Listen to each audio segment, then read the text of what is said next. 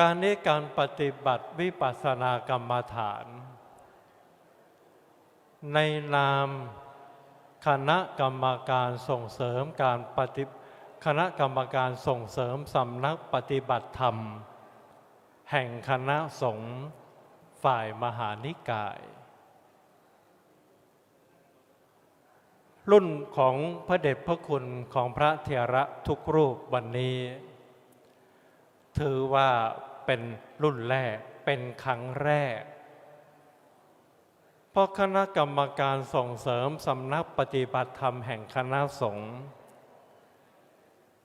ตามระเบียบมหาเถรสมาคมว่าด้วยสำนักปฏิบัติธรรมพ.ศ. 2567 คณะกรรมการชุดนี้เป็นชุดแรกและวันนี้ท่านทั้งหลายพระเถระที่นั่งอยู่เบื้องหน้าเราทุกรูปนี้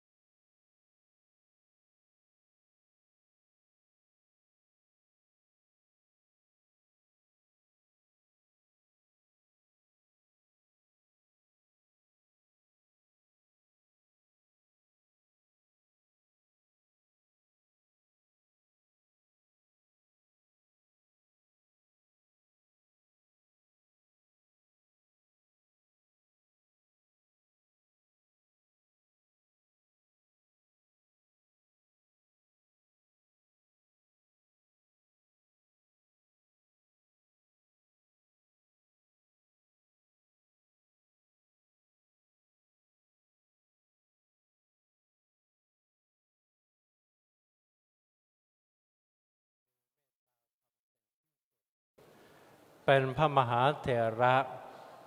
ที่คณะสงฆ์มหาคณิตสอนนั้นมีความเคารพนับถือเป็นที่ยิ่งครับเดี๋ยวเมื่อหลวงพ่อเจ้าประคุณสมเด็จพระพุทธาจารย์กรรมการมหาเถระสมาคมเจ้าคณะใหญ่หนตะวันออกประธานสมัชชามหาคณิตสอนเจ้าอาวาสวัดไตรมิตรวิทยารามวรวิหาร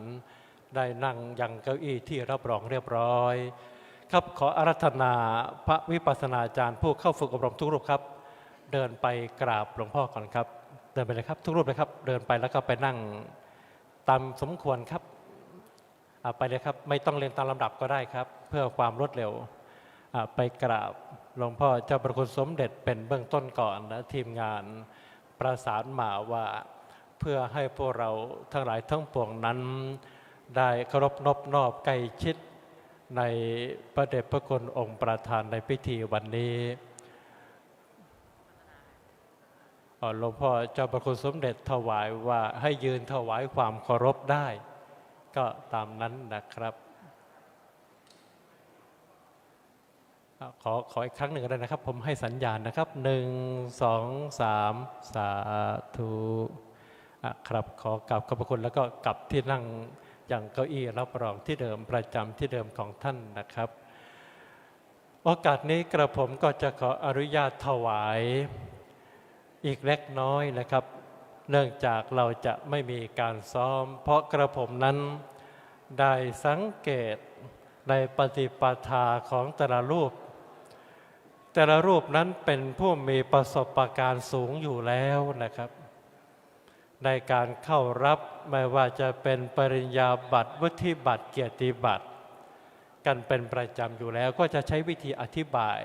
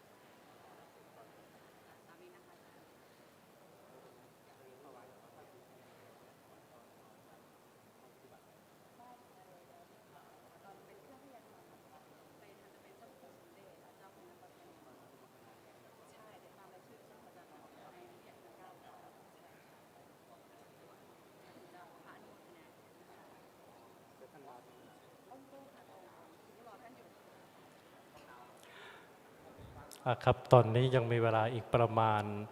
10 นาทีนะครับ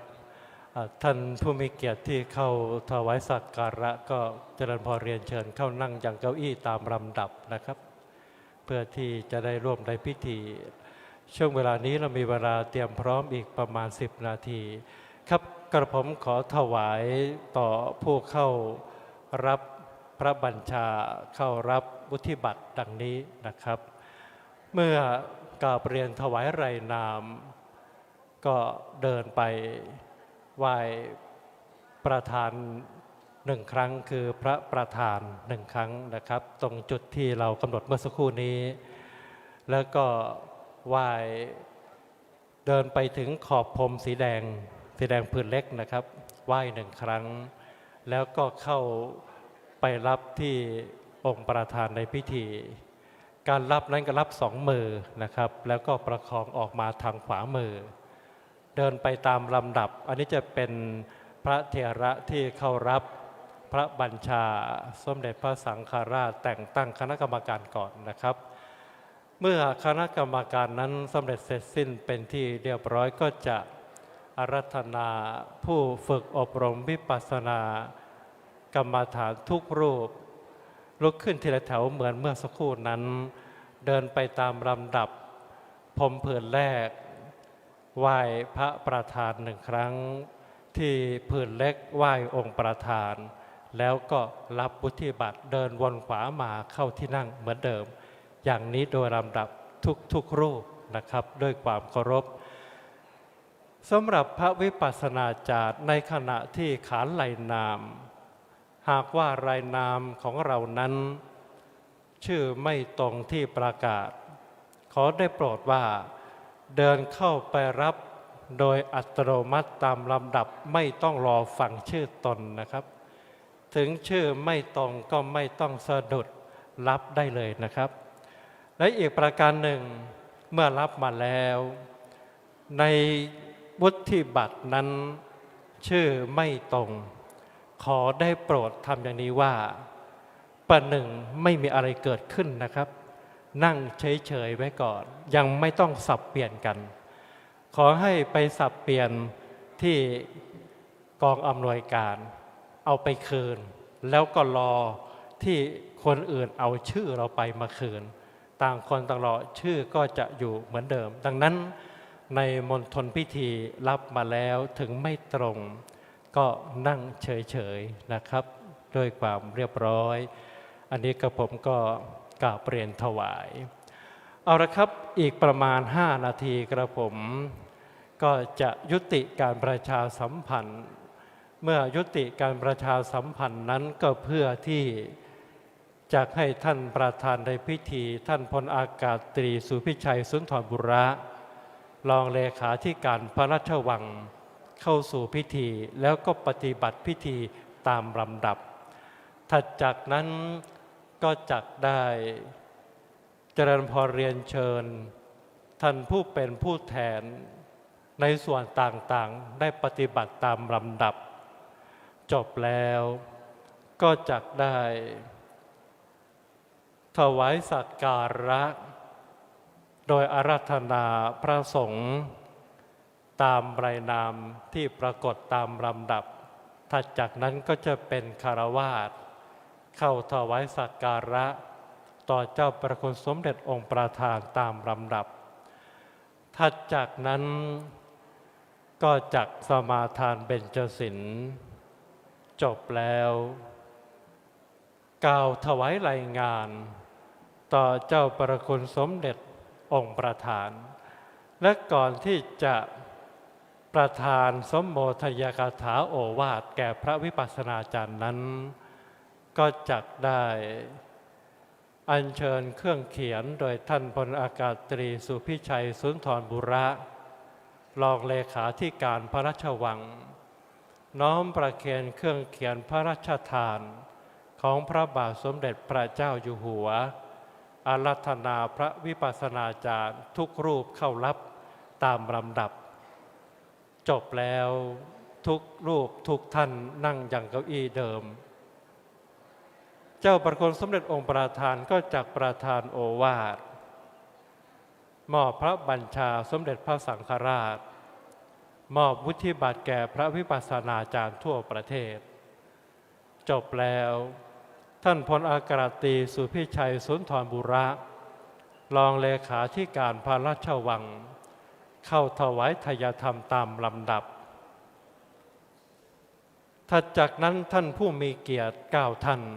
ก็จักได้ถวายทายธรรมแด่พระสงฆ์ทรงสมณศักดิ์องค์เจริญชัยมงคลคาถาทั้ง9 รูปเจ้าประคุณสมเด็จองค์ประธานอนุโมทนากรวดน้ำถวายจากนั้น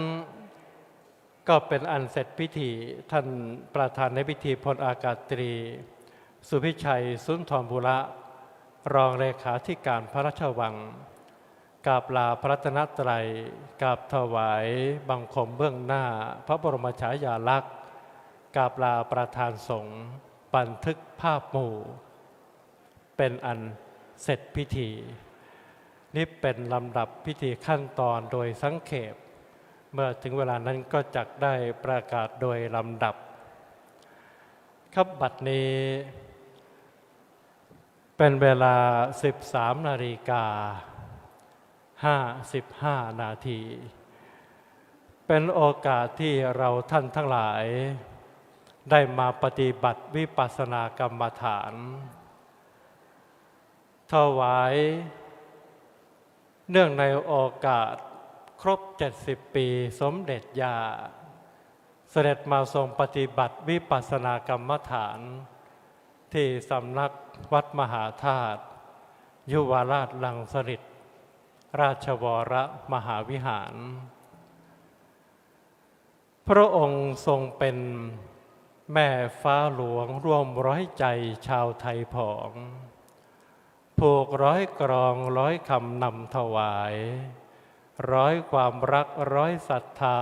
มาเรียงรายมาร้อยสายสืบสร้อยจวบ100 ปีล่าสืบสายสังวานวิสารวิเศษของประเทศครองทำนุกให้สุขีน้อมสำนึกในพระบารมีกตัญญูกตเวทีสีแผ่นดินทะทรงห่วงอาณาประชาราษฎร์พระไทยหยาดจดผ่านภาพงานศิลป์รักงานปั้นงานปักร่มนักครินทร์เทิดทวินทั่วสามล่าสาธุการคณาจารย์เจ้าหน้าที่นักศึกษามหาวิทยาลัยแม่ฟ้าหลวงได้ประพันธ์บทอศิรวาทถวายในโอกาสครบ100 ปีสมเด็จย่าแห่งแม่ฟ้าหลวงครับบัดนี้พระเดชพระคุณพระพรหมวัชรวิมลมุนีวิปัสสนาธุระพระเดชพระคุณพระพรหมพัชรยานมุนีวิปัสสนาธุระพระราชาคณะเจ้าคณะรองฝ่ายวิปัสสนาธุระซึ่งรูปหนึ่งเป็นประธานก็คือเจ้าคณะกทมรูปหนึ่งเป็นกรรมการก็ได้เมตตาเดินทางมาถึงเป็นที่เรียบร้อยขอน้อมถวายการต้อนรับด้วยความเคารพอย่างยิ่งครับกระผมและก็ขออนุโมทนากับท่านสารัตน์รัตนาวดีคุณนลินีรัตนาวดี2 ท่านนี้อุปถัมภ์โครงการตลอดโครงการแล้วก็อีกท่านหนึ่งสำคัญพลเอกท่านปลัดกระทรวงกลาโหมพลเอกสนิทชนกสังฆจันทร์นะท่านก็อุปถัมภ์ดูแลตลอดโครงการสำนักงานพระพุทธศาสนาแห่งชาติก็อุปถัมภ์กับปิยพันธ์นับจำนวนได้300,000นะแล้วก็ทางกทมโดยท่านปลัดกทมก็อุปถัมภ์บำรุงด้วยเช่นเดียวกันนะท่านเป็นผู้ที่ให้ความสำคัญกับคณะสงฆ์นะท่านแพทย์หญิงบรรทนีวัฒนะปลัดกรุงเทพมหานครแล้วก็ท่านผอ.เขตนี้ก็สำคัญดูแลทุกสิ่งทุกอย่างเมื่อยามที่วัดมหาธาตุมีงานกิจกรรมสำคัญที่ต้องใช้กำลังหลายสิ่งหลายอย่างทั้งหลายทั้งปวงครับบัดนี้ทุกประการกอบด้วยความพร้อมสมสมัยได้เวลาขออาราธนาพระสงฆ์ทุกรูปญาติโยมทุกท่านได้โปรดอยู่ในอาการสงบเพื่อพร้อมที่จะเข้าสู่พิธีการนับถัดจากนี้เป็นลำดับสืบต่อไป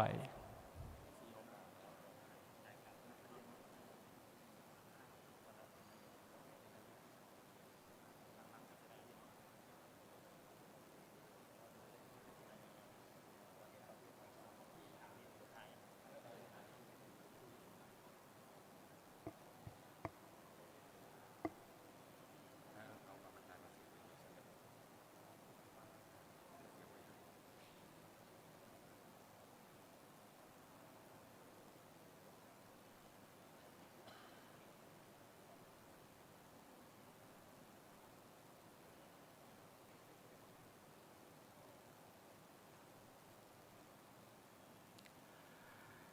กับการนี้ขอประธานอนุญาต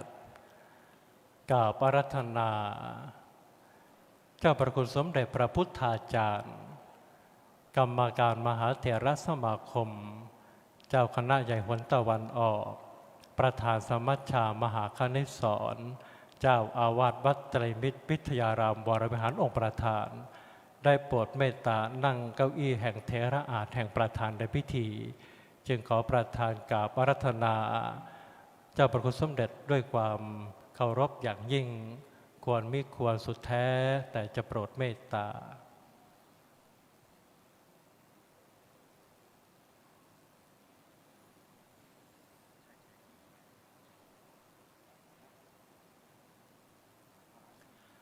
เดี๋ยวเมื่อพระสงฆ์ถวายความเคารพญาติโยมอยู่เฉยๆก่อนนะครับให้พระสงฆ์ได้ถวายความเคารพหลวงพ่อสมเด็จก่อนแล้วญาติโยมในภายหลังครับทุกรูปถวายความเคารพหลวงพ่อเจ้าพระสมเด็จครับนิมนต์นั่งครับญาติโยมให้หลวงพ่อสมเด็จนั่งก่อนค่อยถวายความเคารพหลวงพ่อนะญาติโยมถวายความเคารพหลวงพ่อสมเด็จแล้วก็นั่งได้เลยนะครับครับแล้วก็รอท่านประธานท่านพลอากาศตรีสุพิชัยสุนทรบุระรองเลขาธิการพระราชวังเข้าสู่พิธีสืบต่อไป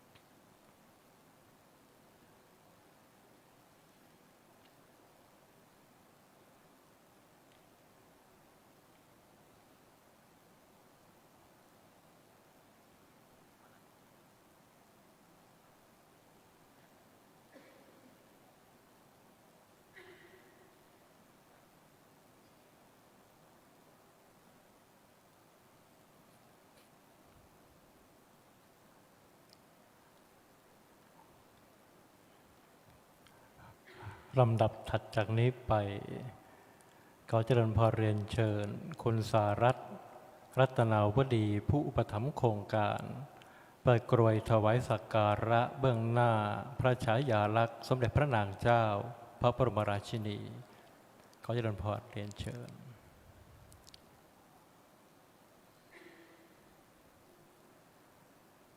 กับท่านผู้นี้อุปถัมภ์ทุกสิ่งทุกประการ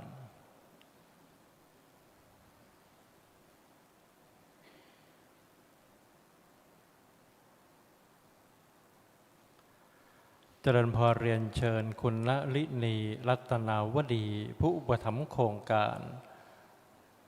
จุดเครื่องทองน้อย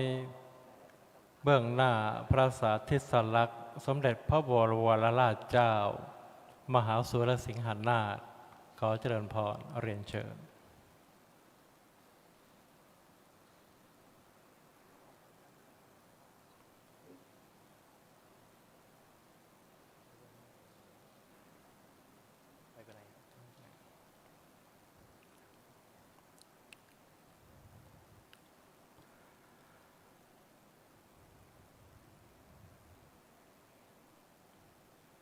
ขอเจริญพรเรียนเชิญ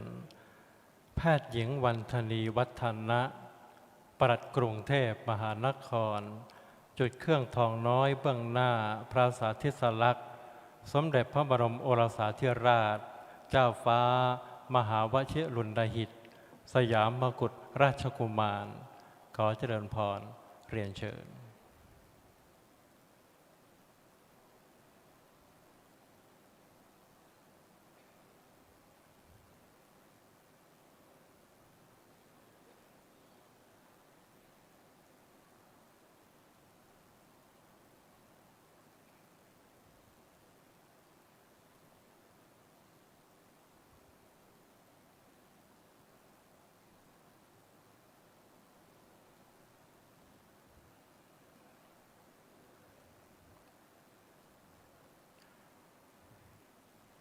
ขอเจริญพรเรียนเชิญคุณชุติยาแก้วมณีรองผู้อำนวยการสำนักงานพระพุทธศาสนาแห่งชาติจุดเครื่องทองน้อยเบื้องหน้าพระฉายาลักษณ์สมเด็จพระศรีนครินทราบรมราชชนนีสมเด็จพระอัยยิกาเจ้าขอเจริญพรเรียนเชิญ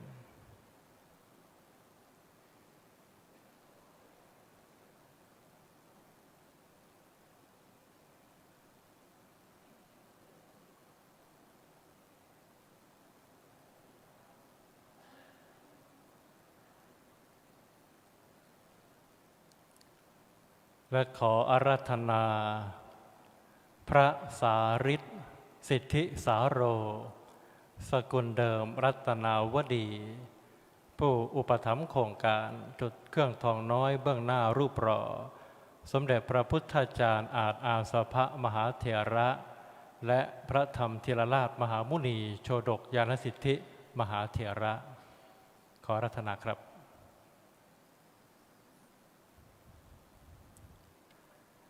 ท่านนี้เป็นผู้มีศรัทธามั่นคงในการปฏิบัติวิปัสสนากรรมฐานเป็นที่ยิ่ง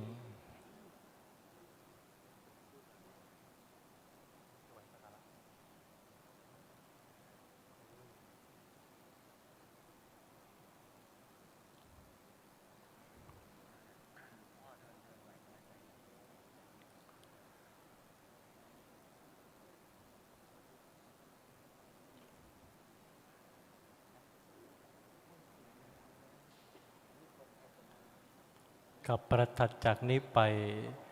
ขอประทานโอกาสจากพระเดชพระคุณเจ้าประคุณสมเด็จองค์ประธานอาราธนาพระเถระและท่านผู้มีเกียรติเข้าถวายสักการะตามลำดับดังนี้ควรไม่ควรสุดแท้แต่จะโปรดเมตตาขอกราบอาราธนาพระเดชพระคุณพระพรหมวัชระวิมลมุนีวิปัสสนาธุระประธานโครงการเข้าถวายสักการะต่อเจ้าพระคุณสมเด็จองค์ประธาน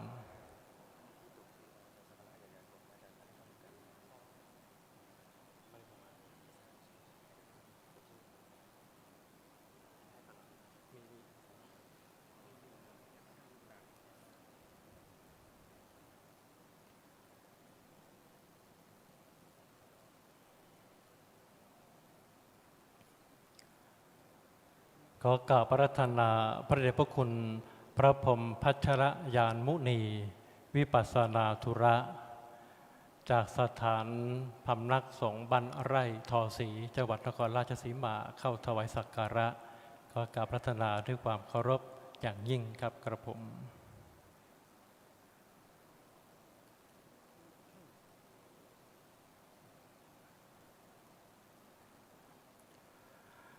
ขอกราบอาราธนาพระเดชพระคุณพระธรรมวชิระจินดาภรณ์ขอถวายผู้แทนอธิการบดีมหาวิทยาลัยมหามกุฏราชวิทยาลัยเข้าถวายสักการะต่อเจ้าพระคุณสมเด็จองค์ประธานขอกราบอาราธนาด้วยความเคารพครับ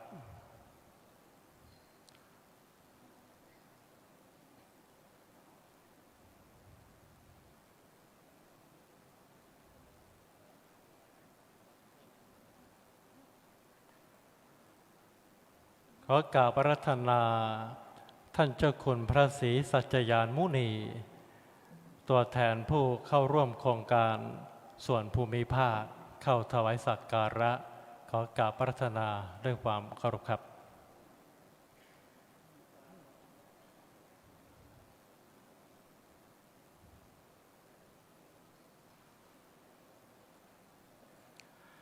ขออาราธนาพระสาริต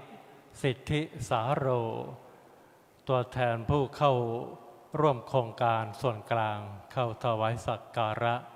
ขออาราธนาครับ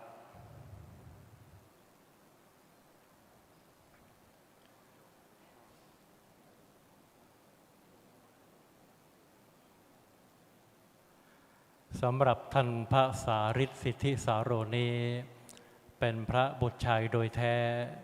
ของคุณโยมสารัตน์และคุณโยมนลินีรัตนาวดีทั้งสองท่านนี้อุปถัมภ์ข้าพานะกลับวันนี้รูปละ 2,000 ทุกรูปนะครับครับขออนุโมทนาครับลำดับถัดจากนี้ไปขอเจริญพรเรียนเชิญคารวะท่านผู้มีรายนามต่อไปนี้เข้าสักการะตามลำดับขอเจริญพรเรียนเชิญท่านพลอากาศตรีสุพิชัยสุนทรบุระรองเลขาธิการพระราชวังเข้าถวายสักการะขอเจริญพรเรียนเชิญ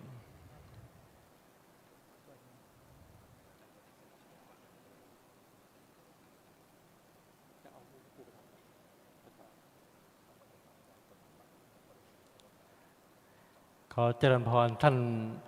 พลเอกสนิทชนกสังฆจันทร์ปลัดกระทรวงกลาโหมเข้าถวายสักการะต่อเจ้าพระคุณสมเด็จองค์ประธานขอเจริญพรเรียนเชิญท่านนี้ก็เป็นอีกท่านหนึ่งนะครับที่ท่านอุปถัมภ์และก็ดูแลโครงการตลอดท่านพลเอกสนิทชนกสังฆจันทร์ท่านปลัดกระทรวงกลาโหมขออนุโมทนาขอเจริญพรเรียนเชิญคุณสารัตน์รัตนาวดีท่านผู้อุปถัมภ์โครงการเข้าถวายสักการะกับท่านนี้ถวายอุปถัมภ์รูปละ 2,000 นะครับถ้าอยากทราบว่าท่านเป็นใครก็ไปเซิร์ชใน Google นะทราบแน่นอนครับท่านดังระดับโลกนะครับ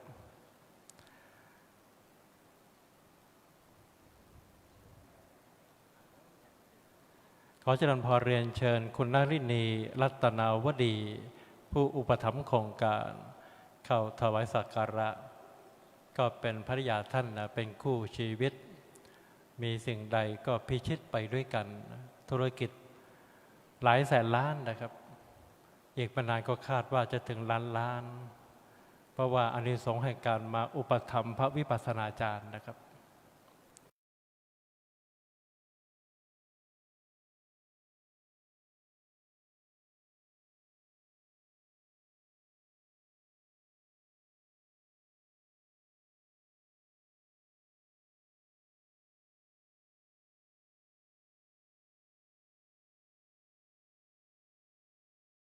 ณปลัดกรุงเทพมหานครเข้าถวายสักการะต่อเจ้าพระคุณสมเด็จองค์ประธานท่านนี้ก็สำคัญเป็นปลัดกทมที่พระสงฆ์องค์สามเณรวัดวาอารามในกรุงเทพสบายใจนะครับเพราะว่าท่านเป็นคนใจพระใจบุญเข้าถึงเจ้าอาวาสใครมีอะไรที่จะบอกจะกล่าวท่านยินดีรับใช้นะครับ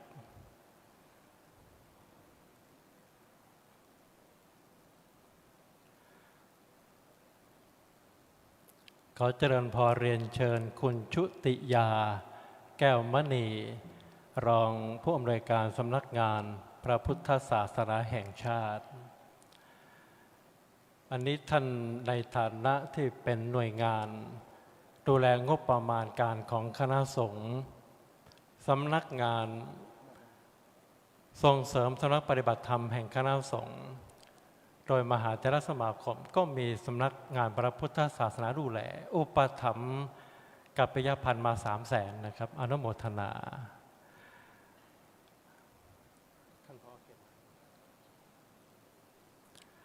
เจริญพรนายโกศลสิงหานาถท่านผู้อำนวยการเขตพระนครเข้าถวายสักการะต่อเจ้าพระคุณสมเด็จองค์ประธานขอเจริญพรเรียนเชิญองค์นี้ท่านนี้เป็นผู้สำคัญในพื้นที่นะครับทุกสิ่งทุกอย่างโดยเฉพาะต้นไม้โดยเฉพาะแรงงานโดยเฉพาะสิ่งที่เอื้อเฟื้อต่อการจัดสถานที่ต้องเขตพระนครนะครับสำนักงานเขตโดยท่านผอ.ขออนุโมทนาและสุดท้ายขอเจริญพรเรียนเชิญท่านศาสตราจารย์ด็อกเตอร์สุรีมาศสุทธิสัมพันธ์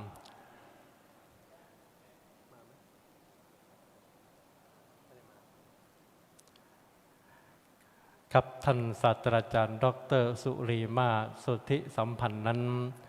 ยังคงมาไม่ถึงก็เป็นอนุโมทนาลำดับนี้ทุกท่านจักได้สมาทานเบญจศีลโดยพร้อมกันนะครับ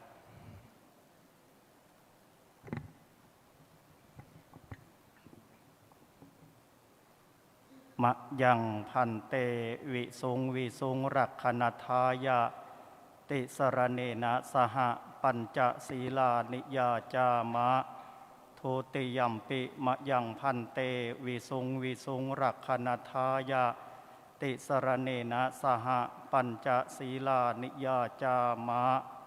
ตติยัมปิมะยังพันเตวิสุงรักขณทายะติสรเนนะสหปัญจศีลานิยาจามะนะโมตัสสะภะคะวะโต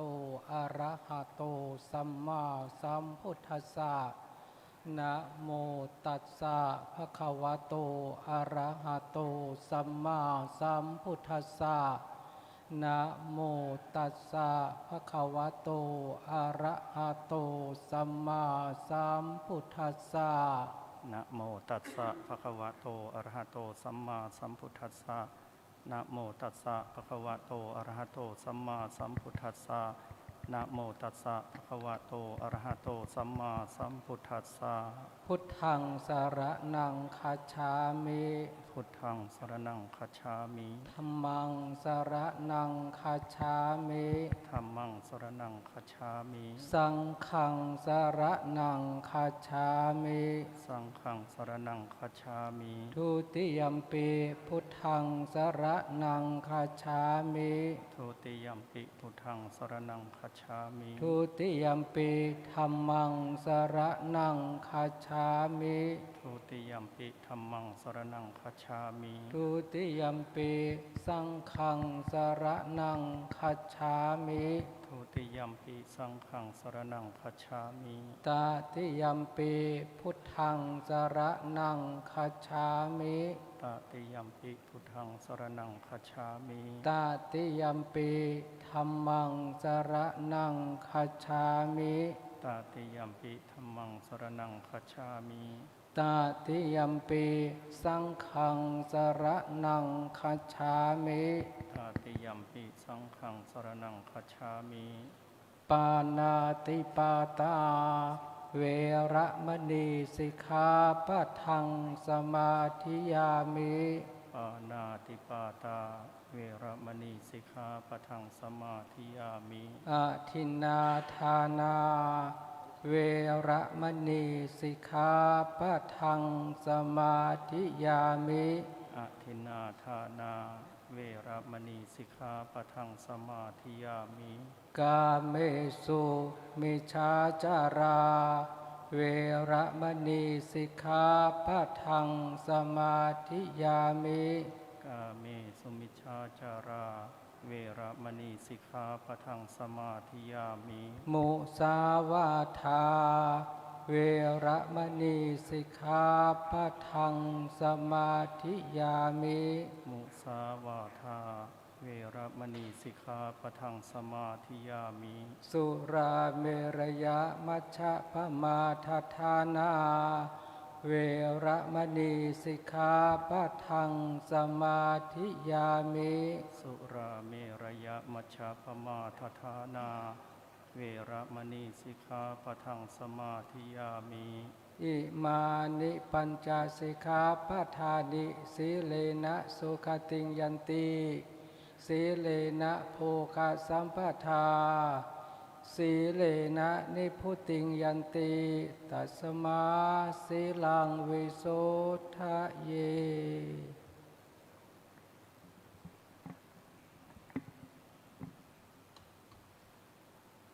ครับลำดับนี้ขอประทานโอกาสเจ้าประคุณสมเด็จองค์ประธานกราบอาราธนาพระเดชพระคุณพระพรหมวัชระวิมลมุนี วิปัสสนาธุระ กรรมการมหาเถรสมาคม เจ้าคณะกรุงเทพมหานคร ประธานคณะกรรมการส่งเสริมสำนักปฏิบัติธรรมแห่งคณะสงฆ์มหานิกาย ในฐานะประธานโครงการกล่าวถวายรายงาน จึงขอประธานกราบอาราธนาพระเดชพระคุณด้วยความเคารพอย่างยิ่งครับกระผม ขอประธานกราบเรียน เจ้าพระคุณสมเด็จ พระพุทธาจารย์ กรรมการมหาเถรสมาคม เจ้าคณะใหญ่หนตะวันออกที่เคารพอย่างสูงยิ่งกล้าวพระพรหมวชรวิมลมุนี กรรมการมหาเถรสมาคม เจ้าคณะกรุงเทพมหานคร ประธานคณะกรรมการส่งเสริมสำนักปฏิบัติธรรม แห่งคณะสงฆ์ฝ่ายมหานิกาย ในนามคณะกรรมการศูนย์ส่งเสริมสำนักปฏิบัติธรรมแห่งคณะสงฆ์และพระวิปัสสนาจารย์สำนักปฏิบัติธรรมจากทั่วประเทศ มีความปราบปลื้มปิติยินดีเป็นอย่างยิ่ง ที่ท่านเจ้าพระคุณสมเด็จได้โปรดเมตตา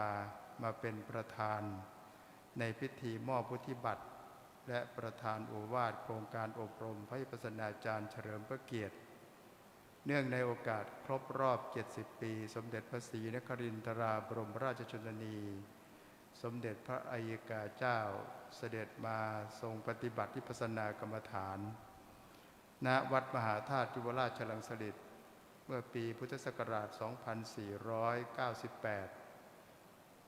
เพื่อเป็นการเฉลิมพระเกียรติพระบาทสมเด็จพระเจ้าอยู่หัวและถวายพระพรชัยมงคล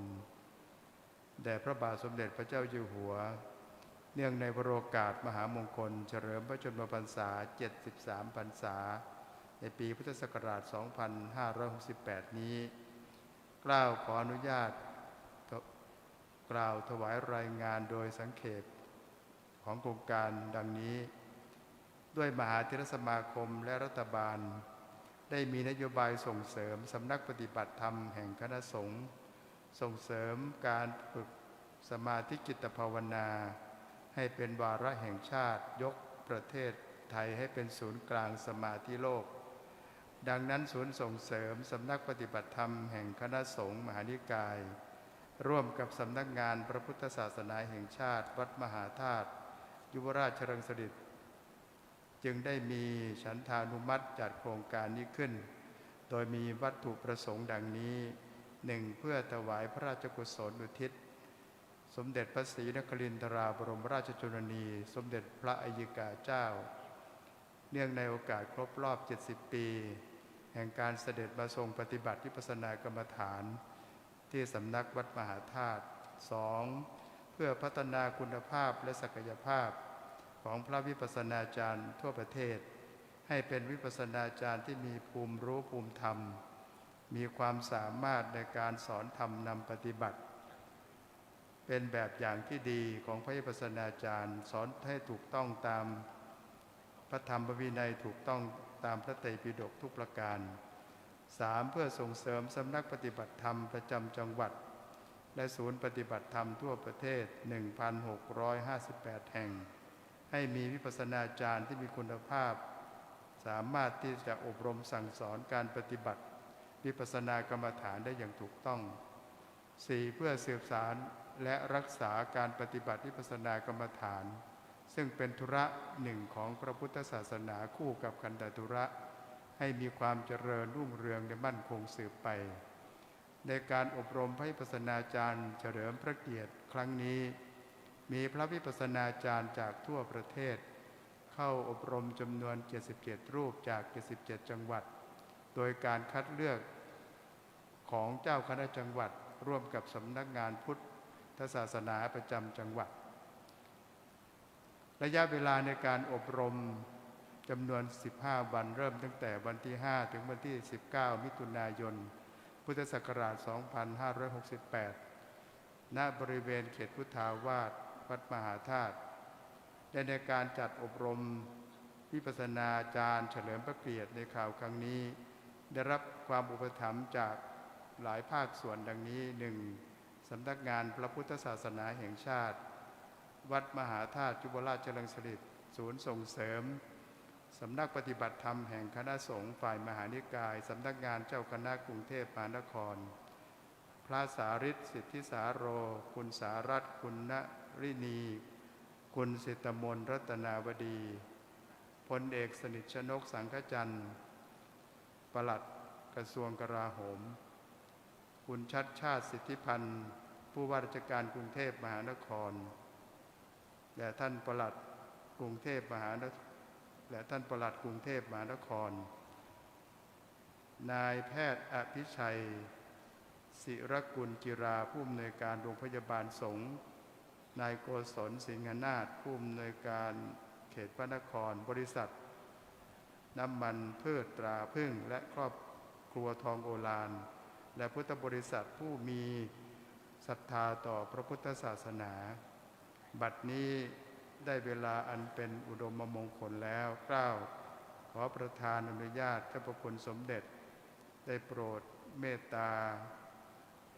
ประธานโอวาทและมอบพระบัญชาสมเด็จพระสังฆราชแต่งตั้งคณะกรรมการส่งเสริมสำนักปฏิบัติธรรมแห่งคณะสงฆ์ฝ่ายมหานิกายและมอบวุฒิบัตรแก่พระวิปัสสนาจารย์ทั่วประเทศผู้เข้ารับการอบรมวิปัสสนากรรมฐานเพื่อความเป็นสิริมงคลสืบไปควรมิควรสุดแต่จะเมตตากล้าวพระพรหมวชิรมุนีกรรมการมหาเถรสมาคมเจ้าคณะกรุงเทพมหานครประธานศูนย์ส่งเสริมสำนักปฏิบัติธรรมแห่งคณะสงฆ์ฝ่ายมหานิกายครับขอบพระคุณพระเดชพระคุณพระพรหมวชิรเวชมุนีด้วยความเคารพอย่างยิ่งครับกระผมสำหรับโครงการปฏิบัติวิปัสสนากรรมฐานในการอบรมพระวิปัสสนาจารย์เฉลิมพระเกียรติเนื่องในโอกาสครบ70ปีสมเด็จพระศรีนครินทราบรมราชชนนีสมเด็จพระอัยยิกาเจ้าเสด็จมาทรงปฏิบัติวิปัสสนากรรมฐานที่สำนักวัดมหาธาตุนี้พระบาทสมเด็จพระเจ้าอยู่หัวผู้ทรงพระคุณอันประเสริฐพระองค์ทรงมีพระราชศรัทธาถวายความอุปถัมภ์การนี้พระราชทานเครื่องเขียนถวายแด่ผู้เข้ารับการอบรมตลอดโครงการซึ่งบัดนี้ท่านพลอากาศตรีสุพิชัยสุนทรบุระรองเลขาธิการพระราชวังเป็นผู้เชิญเครื่องเขียนพระราชทานมาน้อมนำถวายแด่ผู้เข้าอบรมทุกๆรูปการนี้ก่อนที่เจ้าประคุณสมเด็จองค์ประธานจากได้ประธานโอวาทนั้นจึงขออาราธนาผู้เข้าอบรมทุกรูปได้เข้ารับเครื่องเขียนพระราชทานที่ท่านพลอากาศตรีสุพิชัยสุนทรบุระรองเลขาธิการพระราชวังเป็นผู้เชิญมาจึงขอเจริญพรเรียนเชิญท่านได้กรุณาเป็นประธานถวายประเคนแด่ผู้เข้าฝึกอบรมทุกรูปขอเจริญพรเรียนเชิญและขออาราธนาตามลำดับครับกับไหว้หลวงพ่อสมเด็จก่อนไหว้หลวงพ่อกทมแล้วก็รับที่ท่านพลอากาศตรีสุพิชัยสุนทรบุระเครื่องเขียนนี้เป็นเครื่องเขียนพระราชทาน ที่พระบาทสมเด็จพระเจ้าอยู่หัวทรงถวายอุปถัมภ์ตลอดโครงการนี้นะครับโครงการนี้จึงเป็นโครงการในพระเนตรพระกันของพระองค์ทุกรูปจึงเป็นผู้สำคัญนำพาพระศาสนาปฏิบัติวิปัสสนากรรมฐานโดยเป็นพระวิปัสสนาจารย์ประจำสำนักปฏิบัติธรรมประจำจังหวัดการนี้มาอบรมทุกจังหวัดมาอบรมกันที่สำนักวัดมหาธาตุยุวราชลังสฤษราชวรมหาวิหารนอกจากเครื่องเขียนพระราชทานในพิธีปิดโครงการวันนี้พระบาทสมเด็จพระเจ้าอยู่หัวทรงพระราชทานเครื่องทยธรรมพระราชทานถวายแด่ประธานสงฆ์ประธานโครงการพระสงฆ์ทรงสมณศักดิ์องค์เจริญชัยมงคลคาถาทั้ง9รูปในวันนี้พระองค์นั้นเป็นพระมหากษัตริย์ผู้ทรงประเสริฐพระองค์ทรงเถลิงเกียรติดำรงยศทศราชฉลองชาติเฉลิมชนมงคลสมัยประดุจฉัตรป้องปกพระศกไทยศูนย์รวมใจคุ้มชีวาทั่วธานินทำรงรักษาต่อยอดทะสืบทอดสารสุขทุกท่วนถิ่นคือราชายอดทหารเชี่ยวการบินพระภูมินทร์ทศองค์วงศ์จักรีขออัญเชิญเทวดลมงคลสวัสดิ์จอมกษัตริย์ปรีเปรมเกษมศรีเกิดเกียรติก้องพระปีชาบารมี น้อมสดุดีวชิรเกล้าเจ้าแผ่นดินนายประยงอินทุพัฒน์ผู้อำนวยการโรงเรียนสุราษฎร์ธานี2ประพันธ์บทอศิรวาทถวายเมื่อ 28 กรกฎาคม 2565 ดังความปรากฏ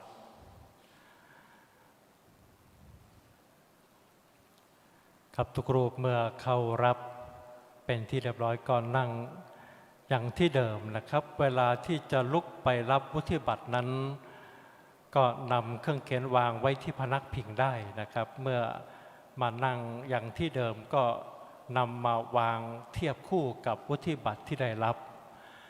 ในการปฏิบัติวิปัสสนากรรมฐานอบรมตามโครงการในครั้งนี้นั้นวัดมหาธาตุยุวราชลังสฤษราชวรมหาวิหารอันมีพระเดชพระคุณพระพรหมวชิราธิบดีพระราชาคณะเจ้าคณะรององค์อธิบดีสงฆ์วัดมหาธาตุยุวราชลังสฤษราชวรมหาวิหารที่ปรึกษาเจ้าคณะกรุงเทพมหานครนายกสภามหาวิทยาลัยมหาจุฬาลงกรณราชวิทยาลัยถวายความอนุเคราะห์สถานที่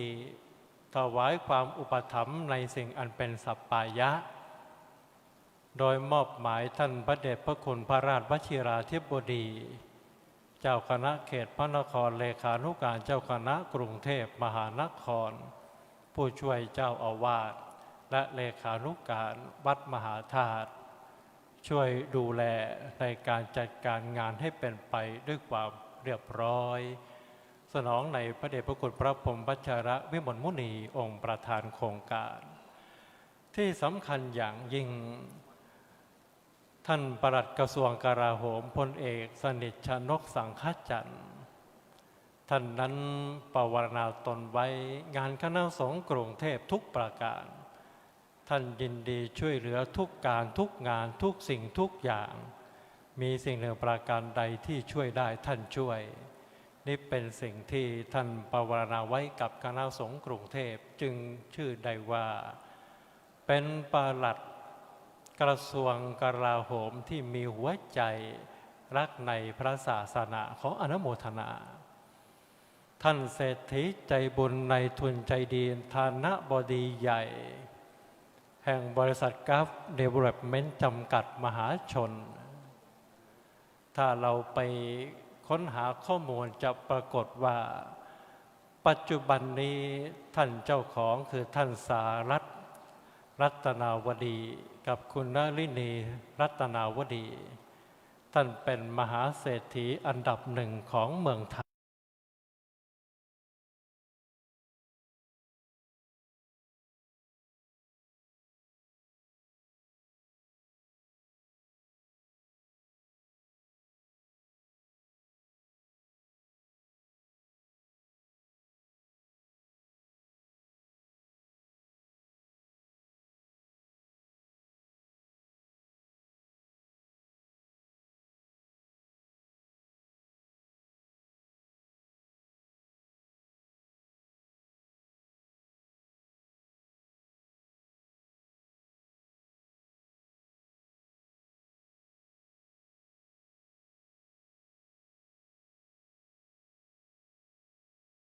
บำรุง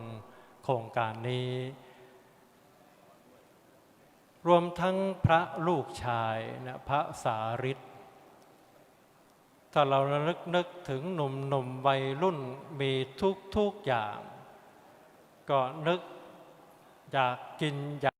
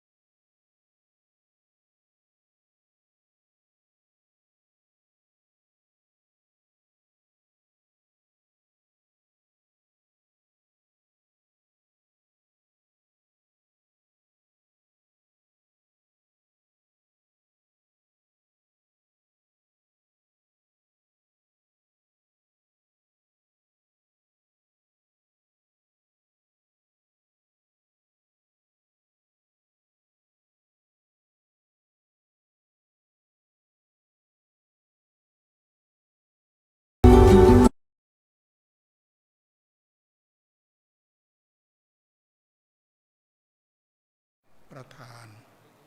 กรรมการศูนย์ส่งเสริมสำนักปฏิบัติธรรมแห่งคณะสงฆ์มหานิกาย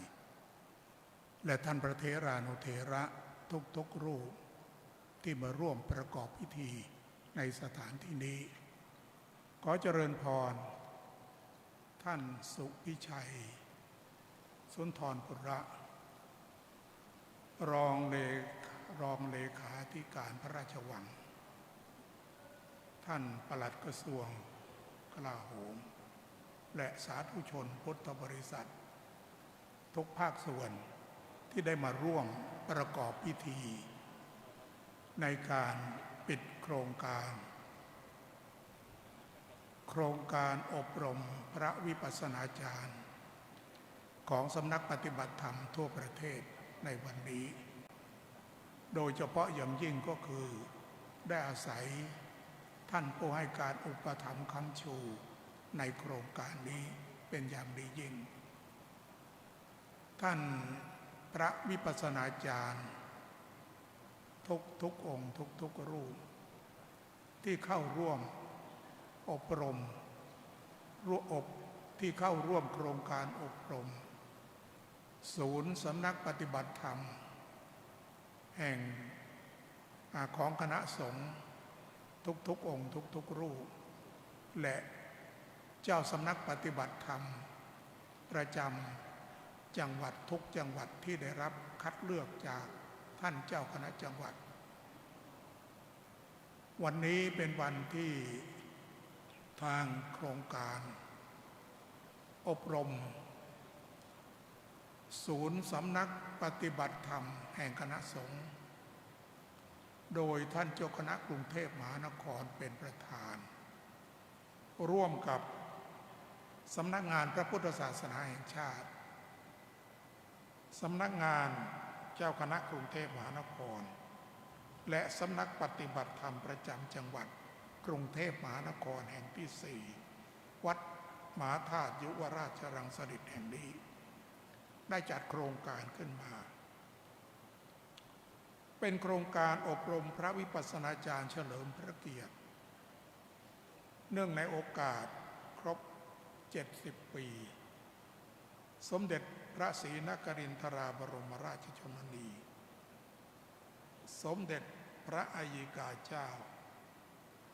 ที่ได้ทรงเสด็จมาปฏิบัติวิปัสสนากรรมฐานที่สำนักวัดมหาธาตุยุวราชรังสฤษฎิท่านมาปฏิบัติถึง70 ปีแล้วในปีนี้วัดมหาธาตุยุวราชรังสฤษฎินั้นตามตำนานจริงๆนั้นเราจะเห็นได้ว่าเป็นสำนักที่ให้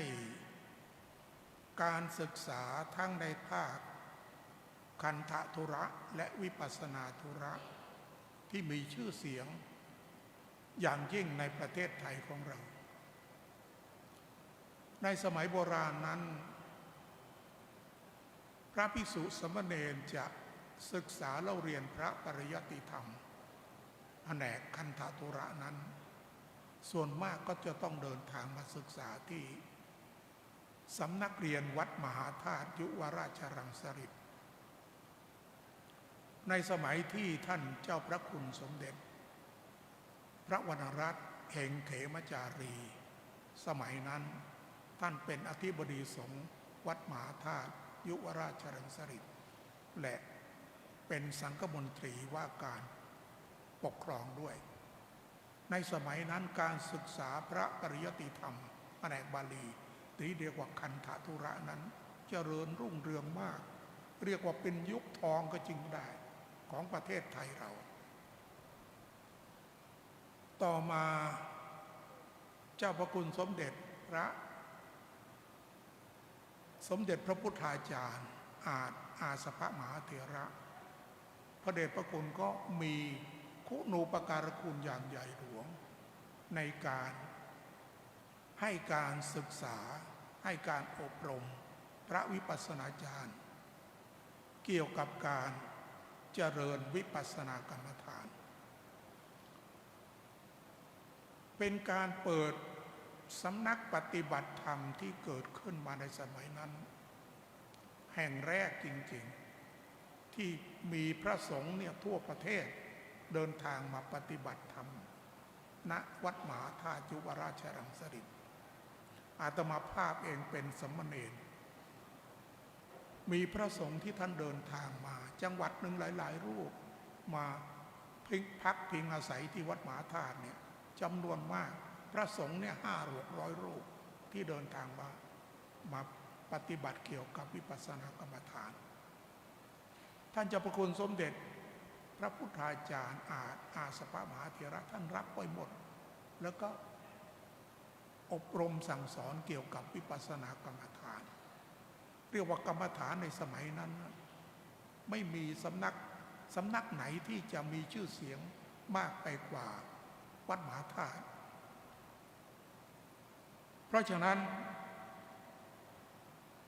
พระสังฆาธิการอยู่ในระดับผู้ปกครองคณะสงฆ์ตั้งแต่ระดับอำเภอระดับจังหวัดส่วนมากก็ไปจากวัดมหาธาตุยุวราชรังสฤษฎิคือไปนั้นโดยมากจะไปเป็นครูสอนพระปริยัติธรรมเพราะที่นี่ศึกษาพระปริยัติธรรมประโยค6ประโยค7ประโยค8แล้วก็ประโยค9มากจำนวนมากเมื่อได้ประโยค6ประโยค7ประโยค8ไปแล้วท่านก็จะส่งไปยังจังหวัดต่างๆเพื่อให้ไปเป็นครูสอนอย่างจังหวัดนั้นๆเมื่อพระสงฆ์เหล่านั้นได้ไปเป็นครูสอนอย่างจังหวัดต่างๆตอนแรกก็ไปเป็นครูสอนต่อมา เจ้าคณะอำเภอมั่งเจ้าคณะจังหวัดมั่งขาดก็ท่านก็จะเลื่อนขึ้นมาเป็นเจ้าคณะจังหวัดหนักเข้าจังหวัดเนี่ยเว้นภาคพายัพนั่นคือภาคเหนือตั้งแต่นครสวรรค์ขึ้นไปจนกระทั่งถึงเชียงรายภาคพายัพเนี่ยไม่มีวัดมหาธาตุไปปกครองอยู่นอกนั้นแล้วจะเป็นภาคตะวันออกหรือภาคอีสานเราภาคอีสานภาคกลางภาคใต้เนี่ยโดยมากเจ้าคณะจังหวัดเนี่ยเป็นพระสงฆ์ที่ไปจากวัดมหาธาตุยุวราชรังสฤษฎ์นั้นไปเป็นเจ้าคณะจังหวัดเป็นผู้ปกครองเมื่อต่อมาท่านเจ้าพระคุณสมเด็จพระพุทธาจารย์ท่านได้เปิดสำนักวิปัสสนากรรมฐานขึ้นมาพระสงฆ์เหล่านั้นก็ได้อาศัยเจ้าคณะจังหวัดได้เดินทางมา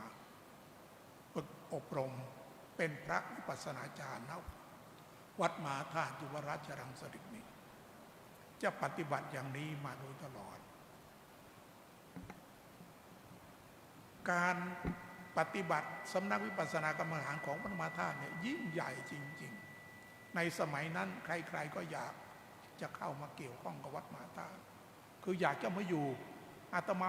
ภาพเองก็ยังอยากจะมาอยู่เลยในสมัยนั้นมีอาจารย์อะไรอรุณโรจน์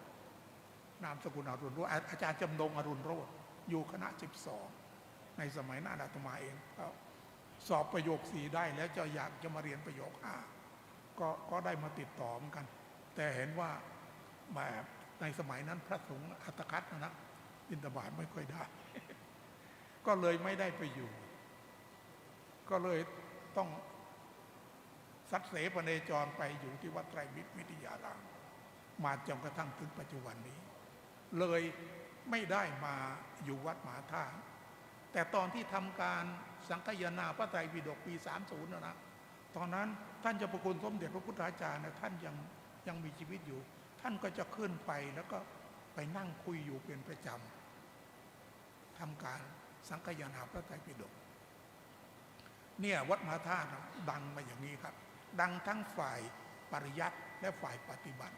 ทั้งสองอย่างเนี่ยดังมาทั้งหมดเลยเรียกว่าดังมาอย่าง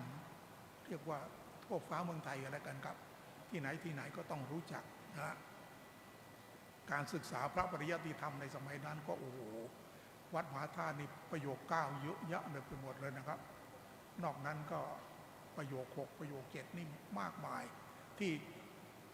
ออกไปเป็นเจ้าคณะจังหวัดอะไรนี้โดยมากประโยค6ประโยค7ทั้งนั้นครับแม้แต่จังหวัดฉะเชิงเทราที่ผมอยู่ตอนนั้นเจ้าคุณราชเขมากรนะท่านเป็นคนนครสวรรค์ท่านก็ไปเป็นเจ้าคณะจังหวัดนครจังหวัดฉะเชิงเทราอยู่เนี่ยเป็นอย่างนี้ครับคือสำนักปฏิบัติธรรมของวัดมหาธาตุในยิ่งใหญ่อย่างนี้นะครับเพราะฉะนั้นทุกๆองค์ทุกๆรูปที่อยู่ในโครงการของการอบรมศูนย์ปฏิบัติธรรมของคณะสงฆ์มหานิกาย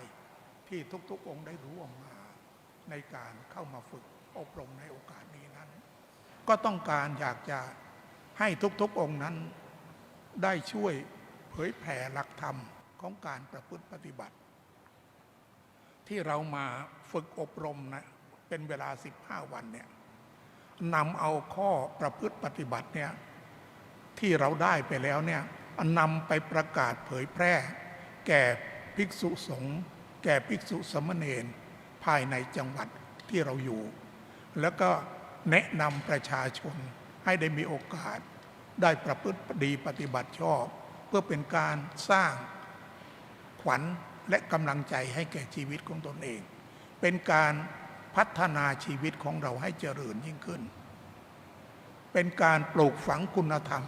จริยธรรมแก่ประชาชนให้ประชาชนโดยทั่วไปนั้นได้รับรู้ว่า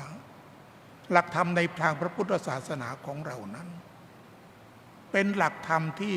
เป็นปัจจัยอันสำคัญยิ่งในการพัฒนาประเทศชาติสังคม ของประเทศชาติของเรา เป็นหลักธรรมที่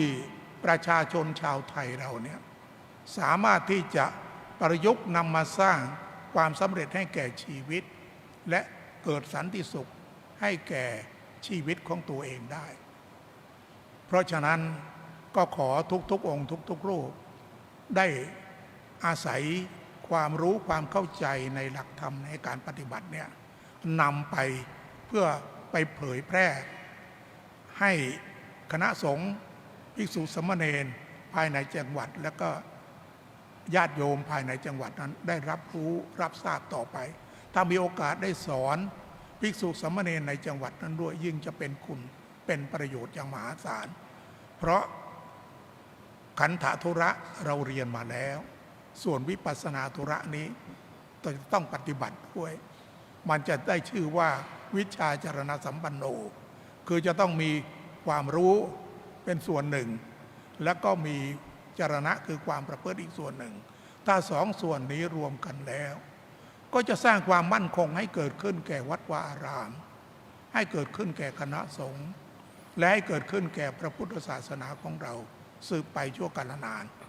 โครงการอบรมพระวิปัสสนาจารย์ณศูนย์ปฏิบัติธรรม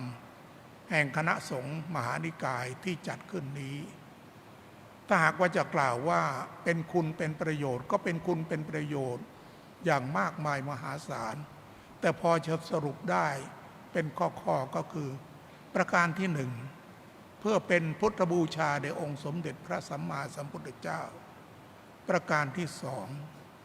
เพื่อถวายเป็นพระราชกุศลแด่พระบาทสมเด็จพระเจ้าอยู่หัวสมเด็จพระบรมราชินีผู้ทรงพระคุณอันประเสริฐพร้อมทั้งพระบรมวงศานุวงศ์ทุกๆพระองค์ประการที่สามเพื่อเป็นการเทิดพระเกียรติสมเด็จพระศรีนครินทราบรมราชชนนีสมเด็จพระอัยยิกาเจ้าประการที่สี่เพื่อเป็นการยกย่องเชิดชูหลักธรรมในทางพระพุทธศาสนาของเรานั้นว่าเป็นหลักธรรมที่จะสร้างสันติสุขให้เกิดขึ้นแก่ชาวโลกอย่างถาวรได้ประการที่ห้าชื่อว่าทุกท่านที่ต้องการจะมาปฏิบัติวิปัสสนากรรมฐานนั้นก็ต้องการจะสร้างคุณงามความดีเพื่อตัวของตัวเองด้วยเพื่อความสงบสุขแก่ประเทศชาติของเราด้วยประการที่ห้าชื่อว่าทุกองค์นั้นได้ช่วยกันอนุรักษ์สืบสารและรวมทั้งการรักษาประเพณีคือการปฏิบัติธรรมนี้ให้อยู่คู่กับประเทศไทยของเราสืบต่อไปและอีกประการหนึ่งก็คือทุกรูปนั้นได้ชื่อว่าเป็นแบบอย่างแบบแผนของการประพฤติดีปฏิบัติชอบในฐานะที่ทุกรูปนั้นได้บรรพชาอุปสมบทในพระพุทธศาสนาแล้วได้มาฝึกปฏิบัติวิปัสสนากรรมฐานพร้อมทั้งแนะนำญาติโยมให้ได้ปฏิบัติวิปัสสนากรรมฐานเพื่อความสงบสุขในชีวิตประจำวันสืบต่อไปเพราะฉะนั้นผมเองในนามของท่านเจ้าพระคุณสมเด็จพระอริยวงศาคตยานสมเด็จพระสังฆราชก็ขอขอบคุณและขออนุโมทนาในกุศลเจตนาของเจริญพรทุกท่านทุกคนพร้อมทั้งพระเถรานุเถระที่ให้การอุปถัมภ์ค้ำชูทำให้โครงการอบรมศูนย์สำนักปฏิบัติธรรมแห่งคณะสงฆ์ได้สำเร็จรุ่ล่วงไปด้วยความเรียบร้อยด้วยดีทุกประการสุดท้ายก็ขออ้างเอาคุณพระศรีรัตนตรัยคือพระพุทธพระธรรมพระสงฆ์และพลานุภาพแห่งความศักดิ์สิทธิ์ของหลวงพ่อพระประธานในพระอุโบสถวัดมหาธาตุยุวราชรังสฤษฎ์และพระมหาธาตุวัดมหาธาตุยุวราชรังสิตพร้อมทั้งอำนาจกุศลเจตนาของทุกองค์ทุกรูปที่ได้ร่วมเข้าอบรม ส่งเสริมสำนักปฏิบัติธรรมแห่งคณะสงฆ์ขอจงรวมเป็นพลวะปัจจัยช่วยดลบันดาลประทานพรให้พระเถรานุเถระและพระสงฆ์ที่เข้าอบรมทุกๆรูปขอทุกๆรูปจงเป็นผู้ปราศจากความทุกโศกโรคภัยไร้อุปัตตวันตรายต่างๆเจริญด้วยลาภยศสุขสรรเสริญถึงความเจริญงอกงามไปบูรณ์ในศาสนาขององค์สมเด็จพระสัมมาสัมพุทธเจ้าพร้อมด้วยอายุวันนะสุขะพละปฏิภาณคุณสารสมบัติทุกประการสำหรับญาติโยมสาธุชนทุกท่านทุกคนที่ให้การสนับสนุนให้โครงการนี้สำเร็จรุ่ล่วงไปด้วยความเรียบร้อยด้วยดีซึ่งในสถานที่นี้ก็มีท่านสุพิชัยสุนทรปุระ รองราชเลขาธิการพระราชวังและท่านปลัดกระทรวงกลาโหมและสาธุชนทุกท่านทุกคนพร้อมทั้งท่านผู้ให้การอุปถัมภ์ค้ำชูอย่างดียิ่งขอทุกท่านจงเป็นผู้ปราศจากความทุกโศกโรคภัยไร้อุปัตตวันตรายต่างๆเจริญด้วยลาภยศสุขสรรเสริญเจริญด้วยอายุวันนะสุขะภละปฏิภาณคุณสารสมบัติมีชีวิตสุขสงบร่มเย็นอยู่ในร่มเงาแห่งพระพุทธศาสนาถึงความเจริญก้าวหน้ายิ่งขึ้นไปทุกท่านทุกคนเมื่อปรารถนาสิ่งใดโดยชอบประกอบด้วยธรรมก็ขอให้สิ่งนั้นๆจงพลันสำเร็จทุกประการเทอญสาธุนับว่าเป็นสัมโมทนยคาถาที่เป็นสัพพสิริเป็นมงคลเป็นวรธรรมคติอันประเสริฐก่อเกิดปัญญาและเกิดศรัทธาในการที่จะน้อมนำไปปฏิบัติเป็นที่ยิ่งจะขอกราบขอบพระคุณในร่มบารมีของเจ้าพระคุณสมเด็จด้วยความเคารพอย่างยิ่งครับกระผมและการนี้จักได้ขอประทานโอกาสเจ้าพระคุณสมเด็จได้โปรดเมตตาเป็นประธานมอบพระบัญชาสมเด็จพระสังฆราชมอบวุฒิบัตรแก่ผู้เข้ารับการอบรมและมอบเกียรติบัตรผู้ถวายการอุปถัมภ์ตามลำดับควรไม่ควรสุดแท้แต่จะโปรดเมตตา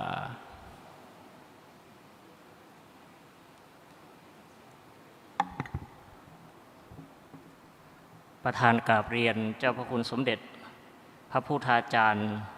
กล่าวขอประธานอนุญาตเบิกคณะกรรมการส่งเสริมสำนักปฏิบัติธรรมแห่งคณะสงฆ์ฝ่ายมหานิกายเข้ารับพระบัญชาสมเด็จพระสังฆราชแต่งตั้ง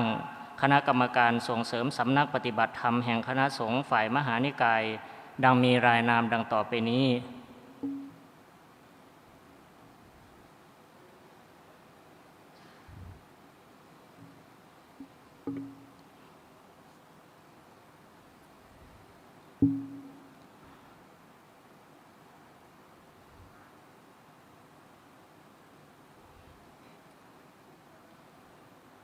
พระพรหมวัชรวิมลมุนีวัดมหาธาตุยุวราชรังสฤษฎ์ประธานคณะกรรมการส่งเสริมสำนักปฏิบัติธรรมแห่งคณะสงฆ์ฝ่ายมหานิกายพระพรหมพัชรยานมุนีสถานพำนักสงฆ์บ้านไร่ทอศรีจังหวัดนครราชสีมาพระธรรมวชิรจินดาภรณ์อธิการบดีมหาวิทยาลัยมหามกุฏราชวิทยาลัย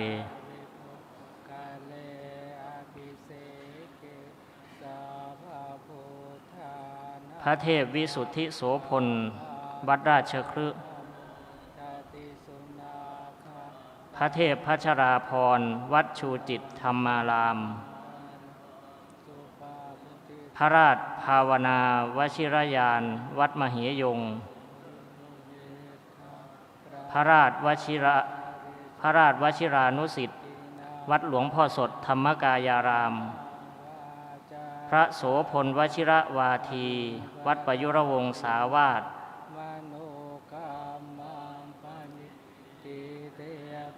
พระศรีวัชรนาถมุนีวัดโคกกฐินจังหวัดนครศรีธรรมราช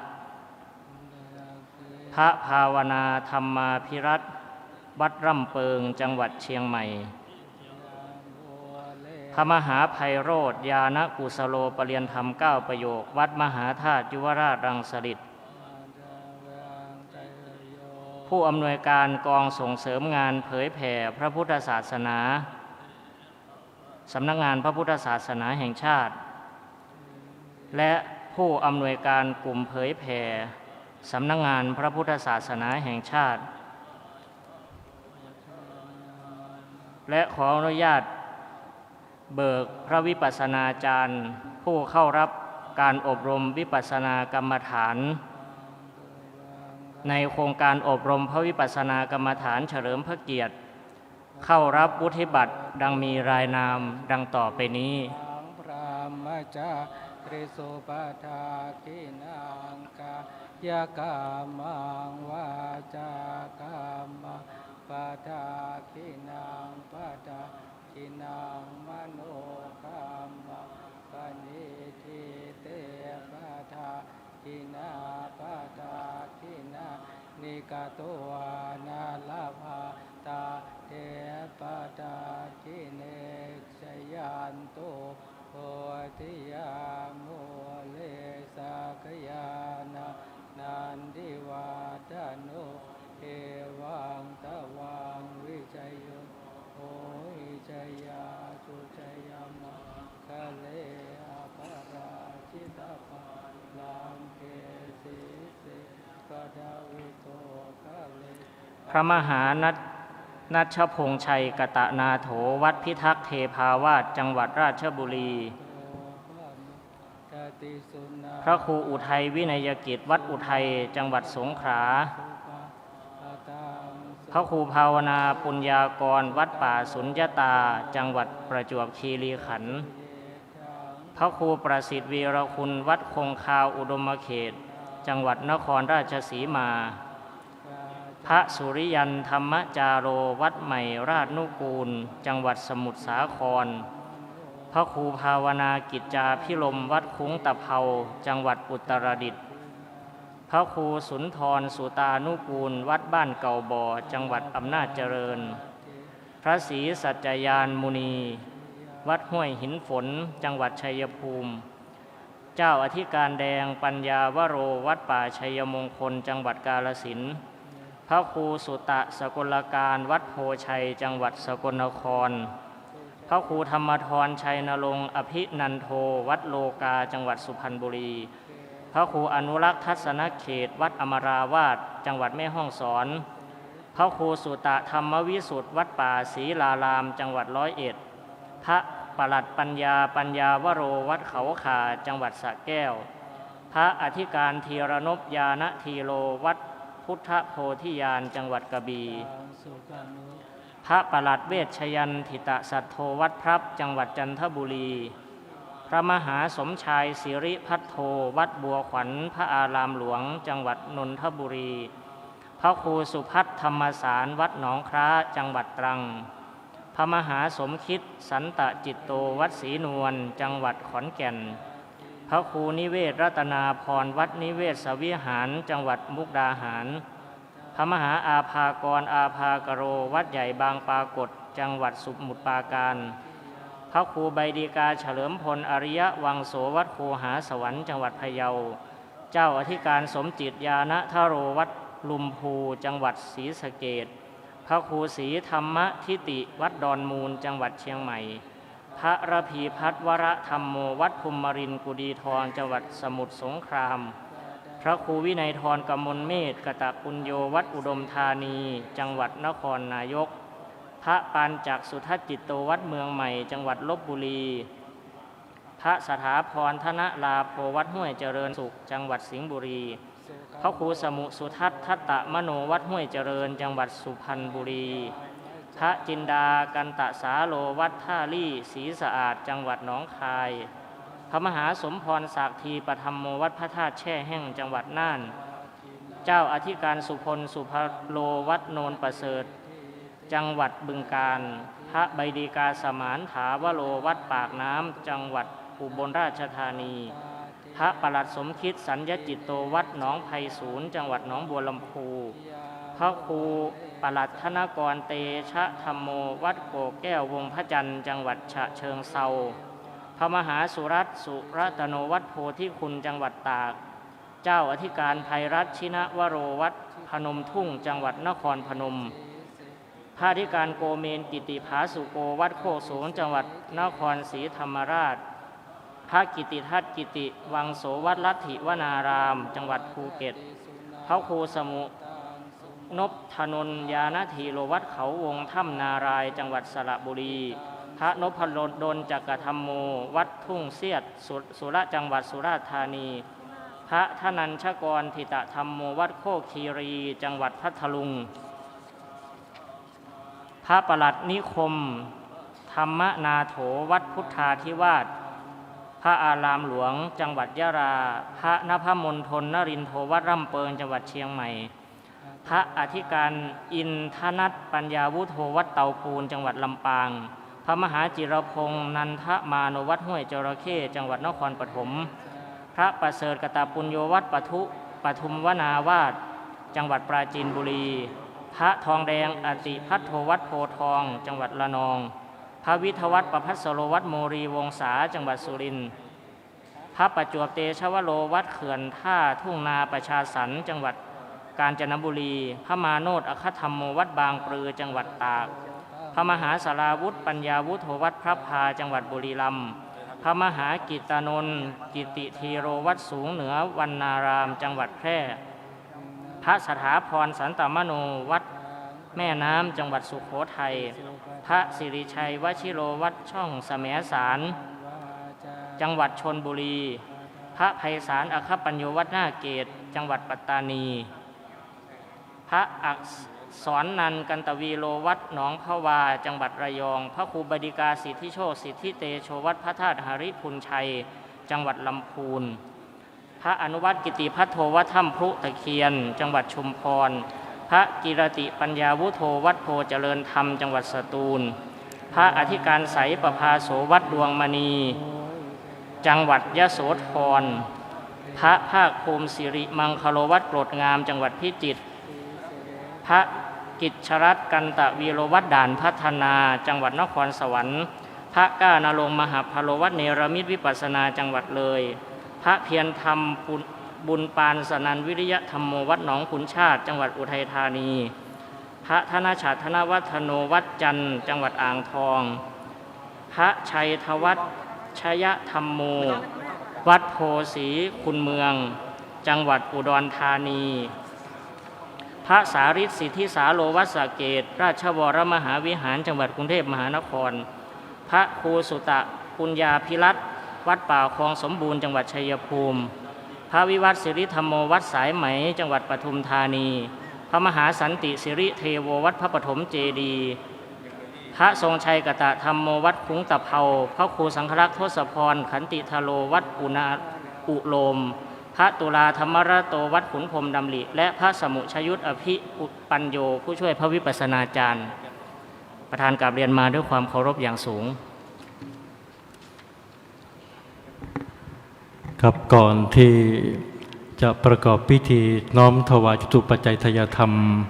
และลำดับพิธีต่อไปนั้นกับผมขอประทานโอกาสและขออนุญาตพระเถรานุเถระ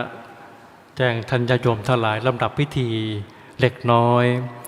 ถัดจากนี้ไปก็จะเป็นการน้อมประเคนถวายทายธรรมพระราชทานซึ่งท่านสุพิชัยนั้นจัดถวายประธานสงฆ์และประธานโครงการถัดจากนั้นท่านผู้มีเกียรติ9ท่านจักได้ถวายพระสงฆ์ทรงสมณศักดิ์ที่ด้านหลังนี้ถัดจากนั้นจักได้อนุโมทนากรวดน้ำรับพรถวายอดิเรกท่านประธานในพิธีกราบลาพระรัตนตรัยถวายบังคมเบื้องหน้าพระบรมฉายาลักษณ์กราบลาประธานสงฆ์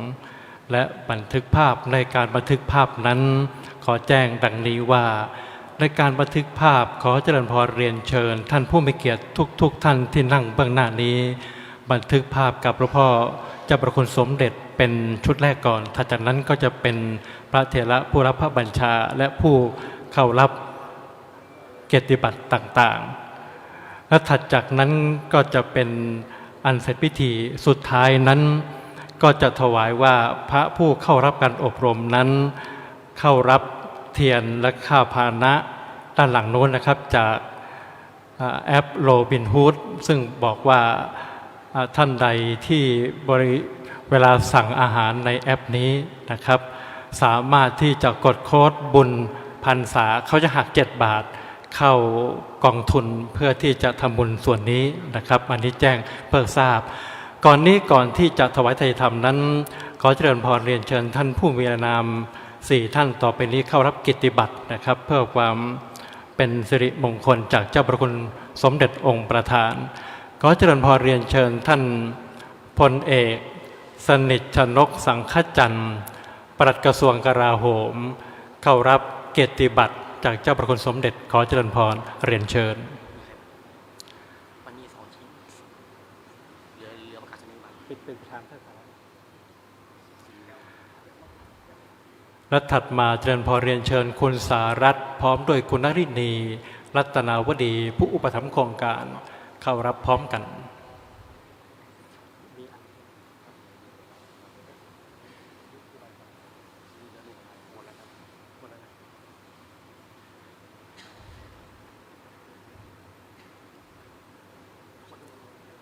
กับขอกราบขอบพระคุณในร่มบารมีแห่งเจ้าพระสมเด็จองค์ประธาน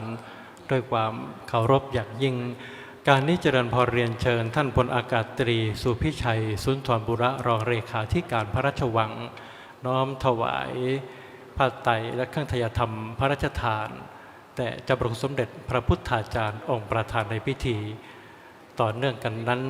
น้อมประเคนถวายแด่พระเดชพระคุณพระพรหมวชระวิมลมุนีวิปัสสนาธุระประธานโครงการตามลำดับขอเจริญพรเรียนเชิญ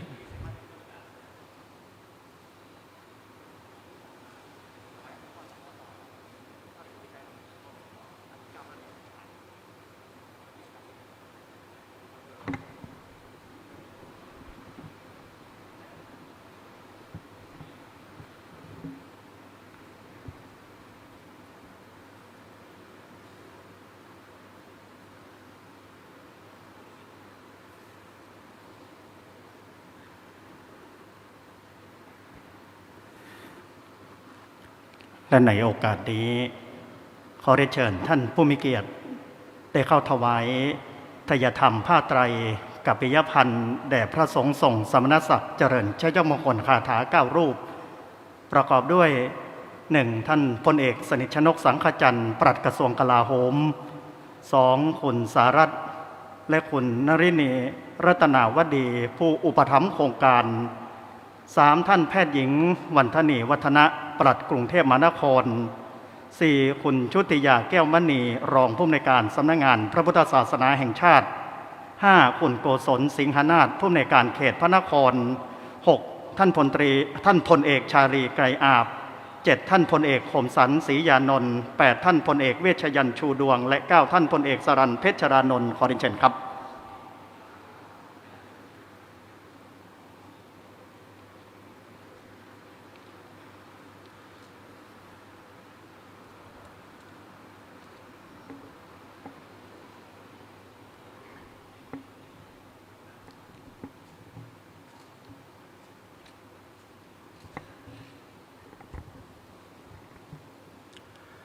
กับเมื่อท่านผู้มีเกียรติทุกท่านได้น้อมประเคนถวายสำเร็จเสร็จสิ้นเป็นที่อนุโมทนาแล้วเจริญพรเรียนเชิญกลับที่นั่งรับรองที่เดิมเพื่อพระสงฆ์ทางนั้นจะได้อนุโมทนากรวดน้ำถวายอริเลกแล้วก็สำเร็จเสร็จสิ้นในพิธีการในส่วนนี้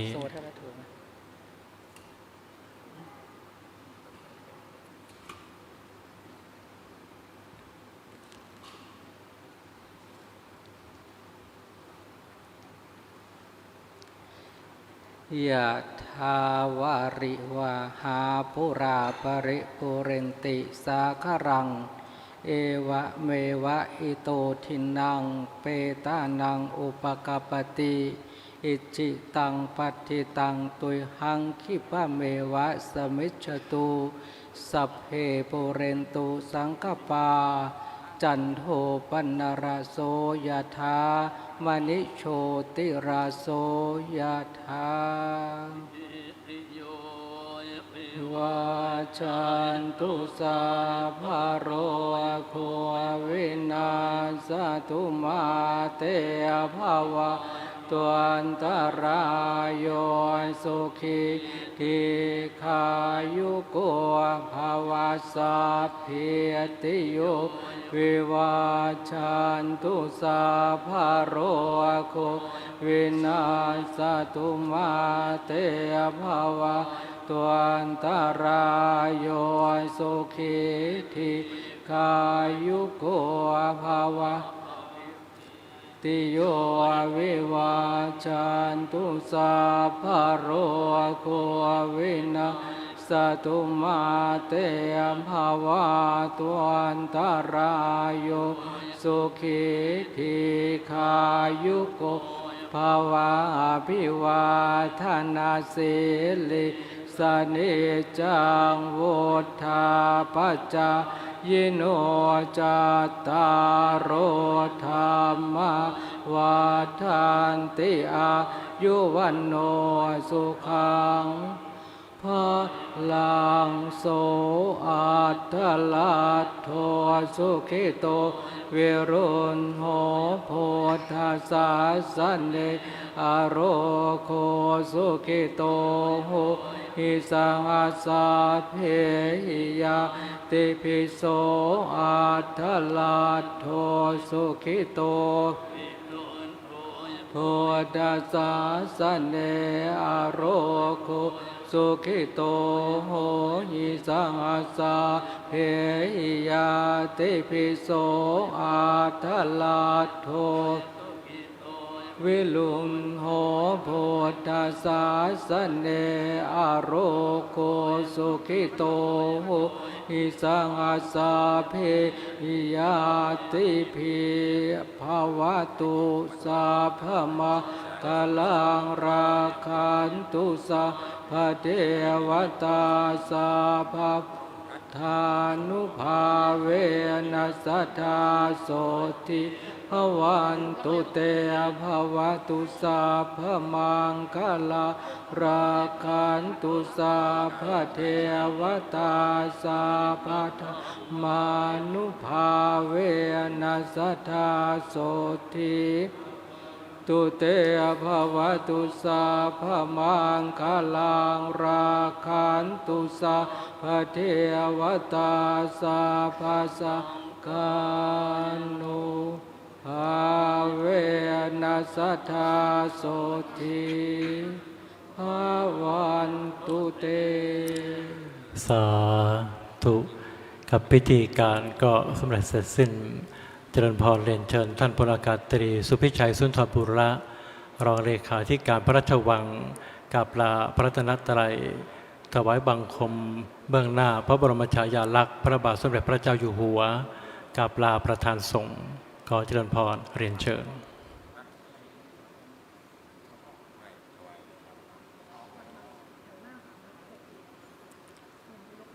ครับและทุกท่านยืนขึ้นครับญาติโยมยืนขึ้นนะครับ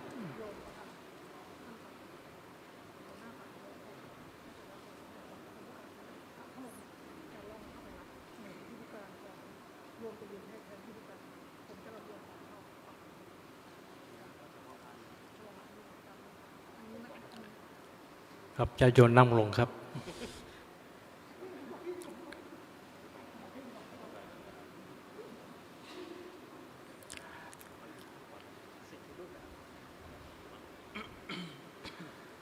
ครับถ้าอย่างนั้นขอต่อเนื่องเลยนะครับญาติโยม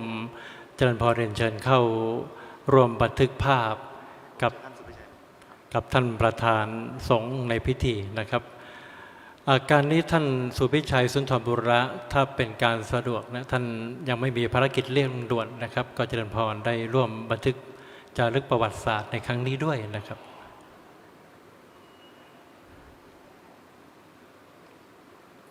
ญาติโยมเชิญเลยจ้ะญาติโยมเชิญมานั่งเบื้องหน้าหลวงพ่อเจ้าประคุณสมเด็จญาติโยมเชิญนะสำหรับโอกาสนี้นะครับ ขอประกาศประชาสัมพันธ์ล่วงหน้านะครับ หลังจากบันทึกภาพจบแล้วนะครับ พระเถระที่เข้ารับพระบัญชาทุกรูปนะครับ ได้โปรดกลับมานั่งยังเก้าอี้ที่เดิมสักครู่นะครับ หลังจากบันทึกภาพจบแล้วนะครับ ด้วยคุณโยมสารัตน์และคุณโยมนลินีรัตนาวดีนั้น มีจิตถึงพร้อมด้วยศรัทธาจากน้อมถวายหนังสือ และจากได้น้อมถวายกับปิยพันธ์ข้าพาหนะ เดินทางกลับพระอารามเดินทางกลับวัดนะครับจึงขอเมตตาตามนี้ และก็พระผู้เข้าอบรมวิปัสสนาทุกรูปเช่นเดียวกันครับ หลังจากบันทึกภาพเสร็จแล้วกลับมานั่งที่เดิมก่อน เพื่อคุณโยมสองท่านนั้นจะถวายกับปิยพันธ์ข้าพาหนะรูปละ 2,000 นะครับ และก็ต่อเนื่องกันไปรับอีกที่หนึ่งก็คือจากที่ของโรบินฮูดจะถวายอีกรูปละ 1,000 นะครับพร้อมด้วยเทียนพรรษานะครับ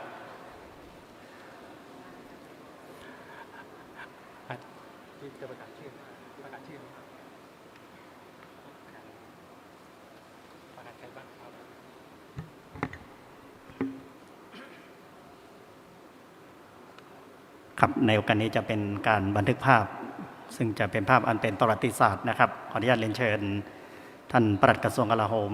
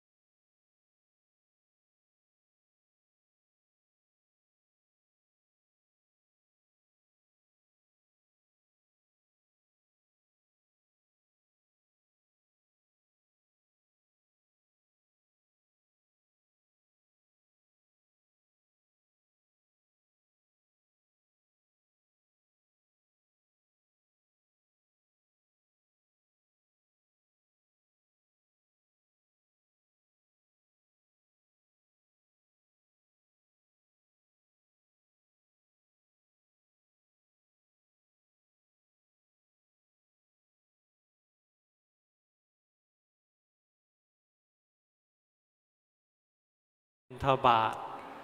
เพียงเท่านี้หลายรูปท่านก็คิดว่าเพียงพอแล้ว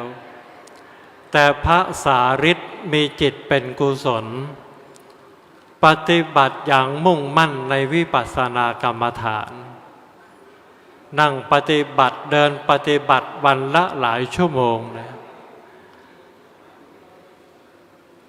โดยได้รับความเมตตาจากหลวงพ่อเจ้าคณะกรุงเทพมหานครเป็นพระวิปัสสนาจารย์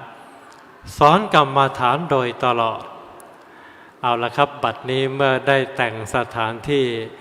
เรียบร้อยแล้วเจริญพรท่านเจ้าภาพนะได้ประจำที่พระสงฆ์พระวิปัสสนาจารย์ทุกรูปครับอะไรที่อยู่ที่เก้าอี้หยิบไปด้วยได้เลยนะครับเพราะว่าไปแล้วขอได้โปรดเมตตาดูมือนะครับถวายแล้ววนขวานะครับตรงนี้มีถวายอีก1ชุดนะครับเป็นเทียนเล็กครับเทียนต้นใหญ่เขาจะส่งไปรษณีย์ไปและเมื่อรูปใดได้รับแล้วถ่ายรูปเทียนกับวัดเราแล้วส่งในไลน์กลุ่มจะมีที่สแกนอยู่ต้นเทียนเล็กนะครับแล้วก็รับกับพิยพันธ์ค่าพาหนะอีก 1,000 บาทนะครับด้านโน้นนะครับพร้อมแล้วพร้อมไหมพร้อมนะครับสำหรับพระคณะกรรมการก็เมตตากราบขอบพระคุณทุกรูปนะครับเดินทางกลับตามอัธยาศัยทุกรูปนะครับขอกราบขอบพระคุณในร่มบารมีธรรมของพระเดชพระคุณทุกรูปเจริญพรเรียนเชิญนะคุณสารัตน์รัตนาวดี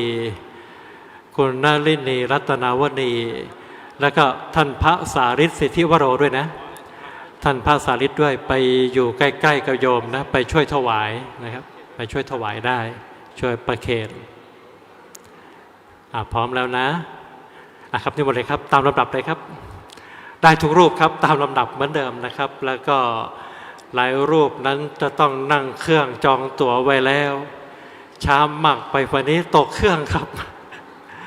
ขออนุโมทนากับทุกรูปนะครับอยู่จนจบครบตามวาระเป็นเนื้อนำบุญเป็นพระสงฆ์เป็นไออุ่นทำให้พระพุทธศาสนาเจริญรุ่งเรืองสืบต่อไปนี่เป็นของจริงของแท้คือวิปัสสนากรรมฐานนะครับไม่มีอะไรจะดีเท่ากับการที่เราได้ปฏิบัติวิปัสสนากรรมฐานและก็ขออนุโมทนาทุกรูปนั้นตั้งใจปฏิบัติเพราะทุกวันเขามีระบบถ่ายทอดสดนะครับหลายรูปนั้นอาจจะไม่รู้ตัวดังนั้นกราบถวายว่ากลับไปวัดแล้วตอนอยู่โครงการโทรศัพท์ถูกยึดคงไม่มีรูปใดแอบมี2 เครื่องนะครับ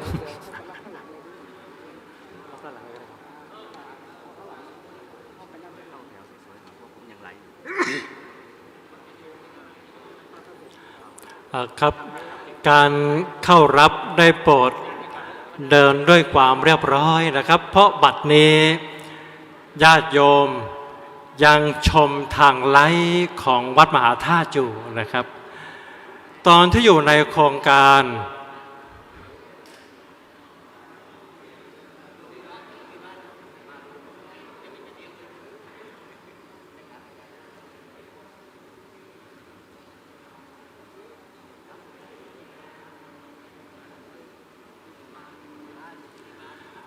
เป็นที่อนุโมทนาวันนี้ทุกวงการระดับชาติมาทางนั้นนะคุณพจน์ท่าพระจันทร์นี้เซียนพระใหญ่เบอร์ต้นของประเทศนะเรารู้จักบอยท่าพระจันทร์นั้นยังไม่สู้พจน์ท่าพระจันทร์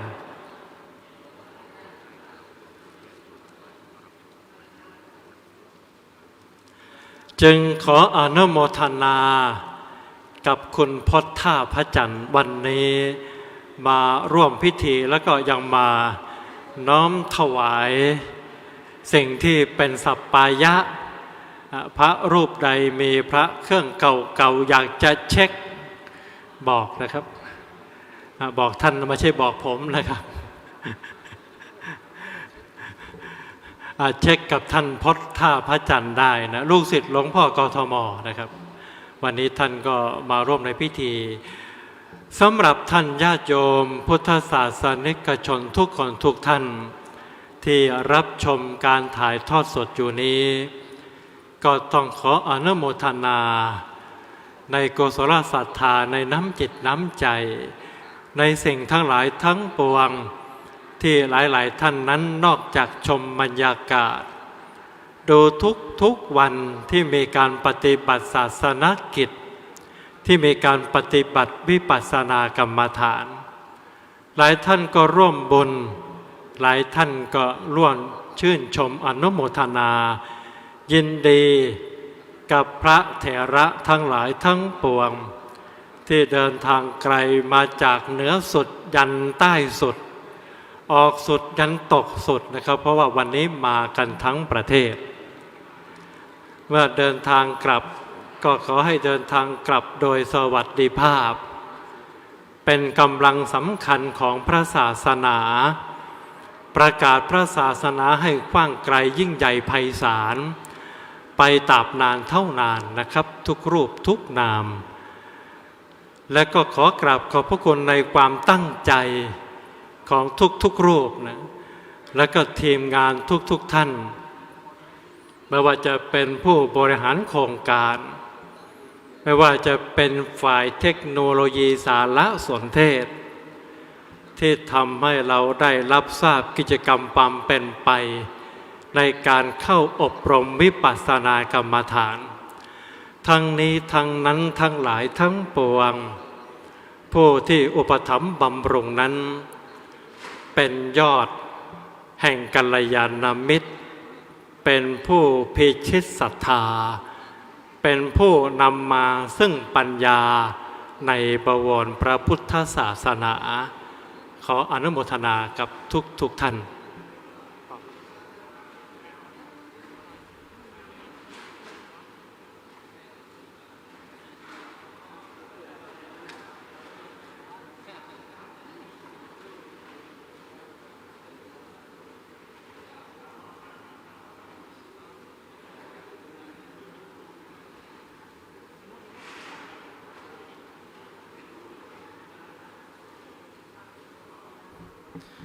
ขออนุโมทนาวันนี้คณะเจ้าภาพอุปถัมภ์โครงการ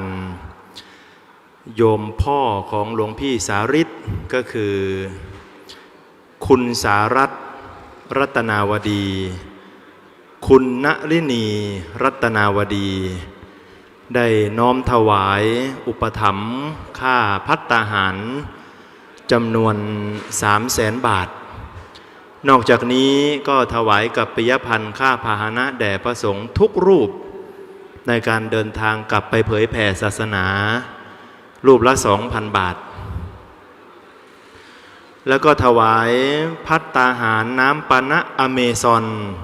ทุกวันละ 200 แก้วแล้วก็ในระยะเวลาทุกๆวันนี้ก็จะมีสลัดผักผลไม้มาถวายแด่พระสงฆ์ก็ขออนุโมทนาในนามคณะสงฆ์ทุกรูปขอความสุขความเจริญรุ่งเรืองและร่มเย็นในพระธรรมจงบังเกิดมีแก่ครอบครัวรัตนาวดี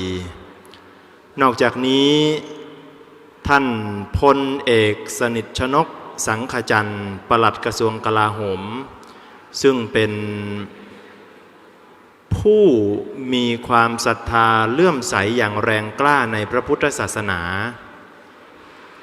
ปวารณาถวายการอุปถัมภ์กิจการงานคณะสงฆ์ทุกประการให้กำลังพล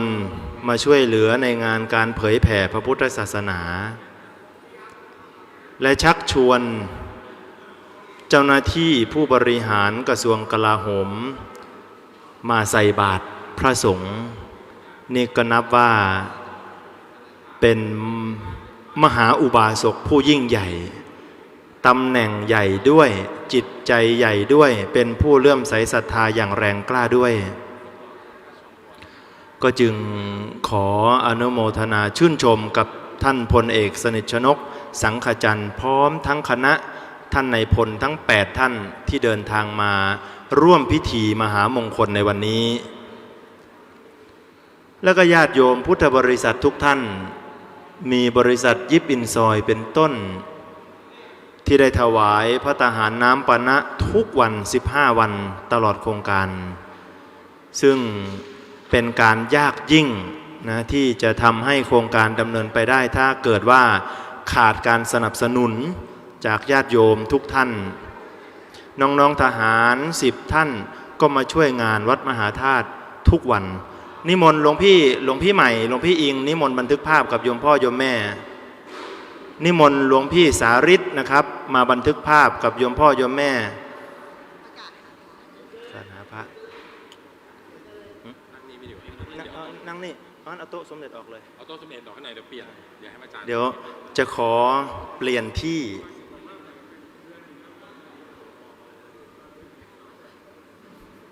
เดี๋ยวจะขอเปลี่ยนที่บันทึกภาพบนนี้นะครับนิมนต์หลวงพี่สาริตขึ้นด้านบนนะครับ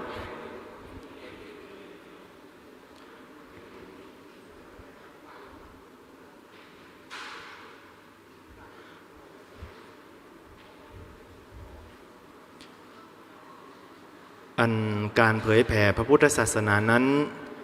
จะขาดการสนับสนุนจากญาติโยมทานบดีไปแล้วก็ไม่สามารถจะเกิดขึ้นได้ภัตตาหารข้าวน้ำทุกวันเป็นกำลัง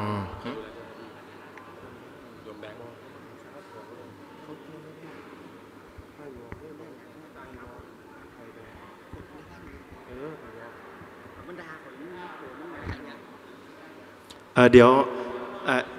โยขอเดี๋ยวแป๊บนึงให้หลวงพี่อาจารย์มาแล้วก็ให้โยมพ่อโยมแม่เดี๋ยวได้แล้วก็จะได้เอาเก้าอี้ใช่เอาที่ได้ครับเอา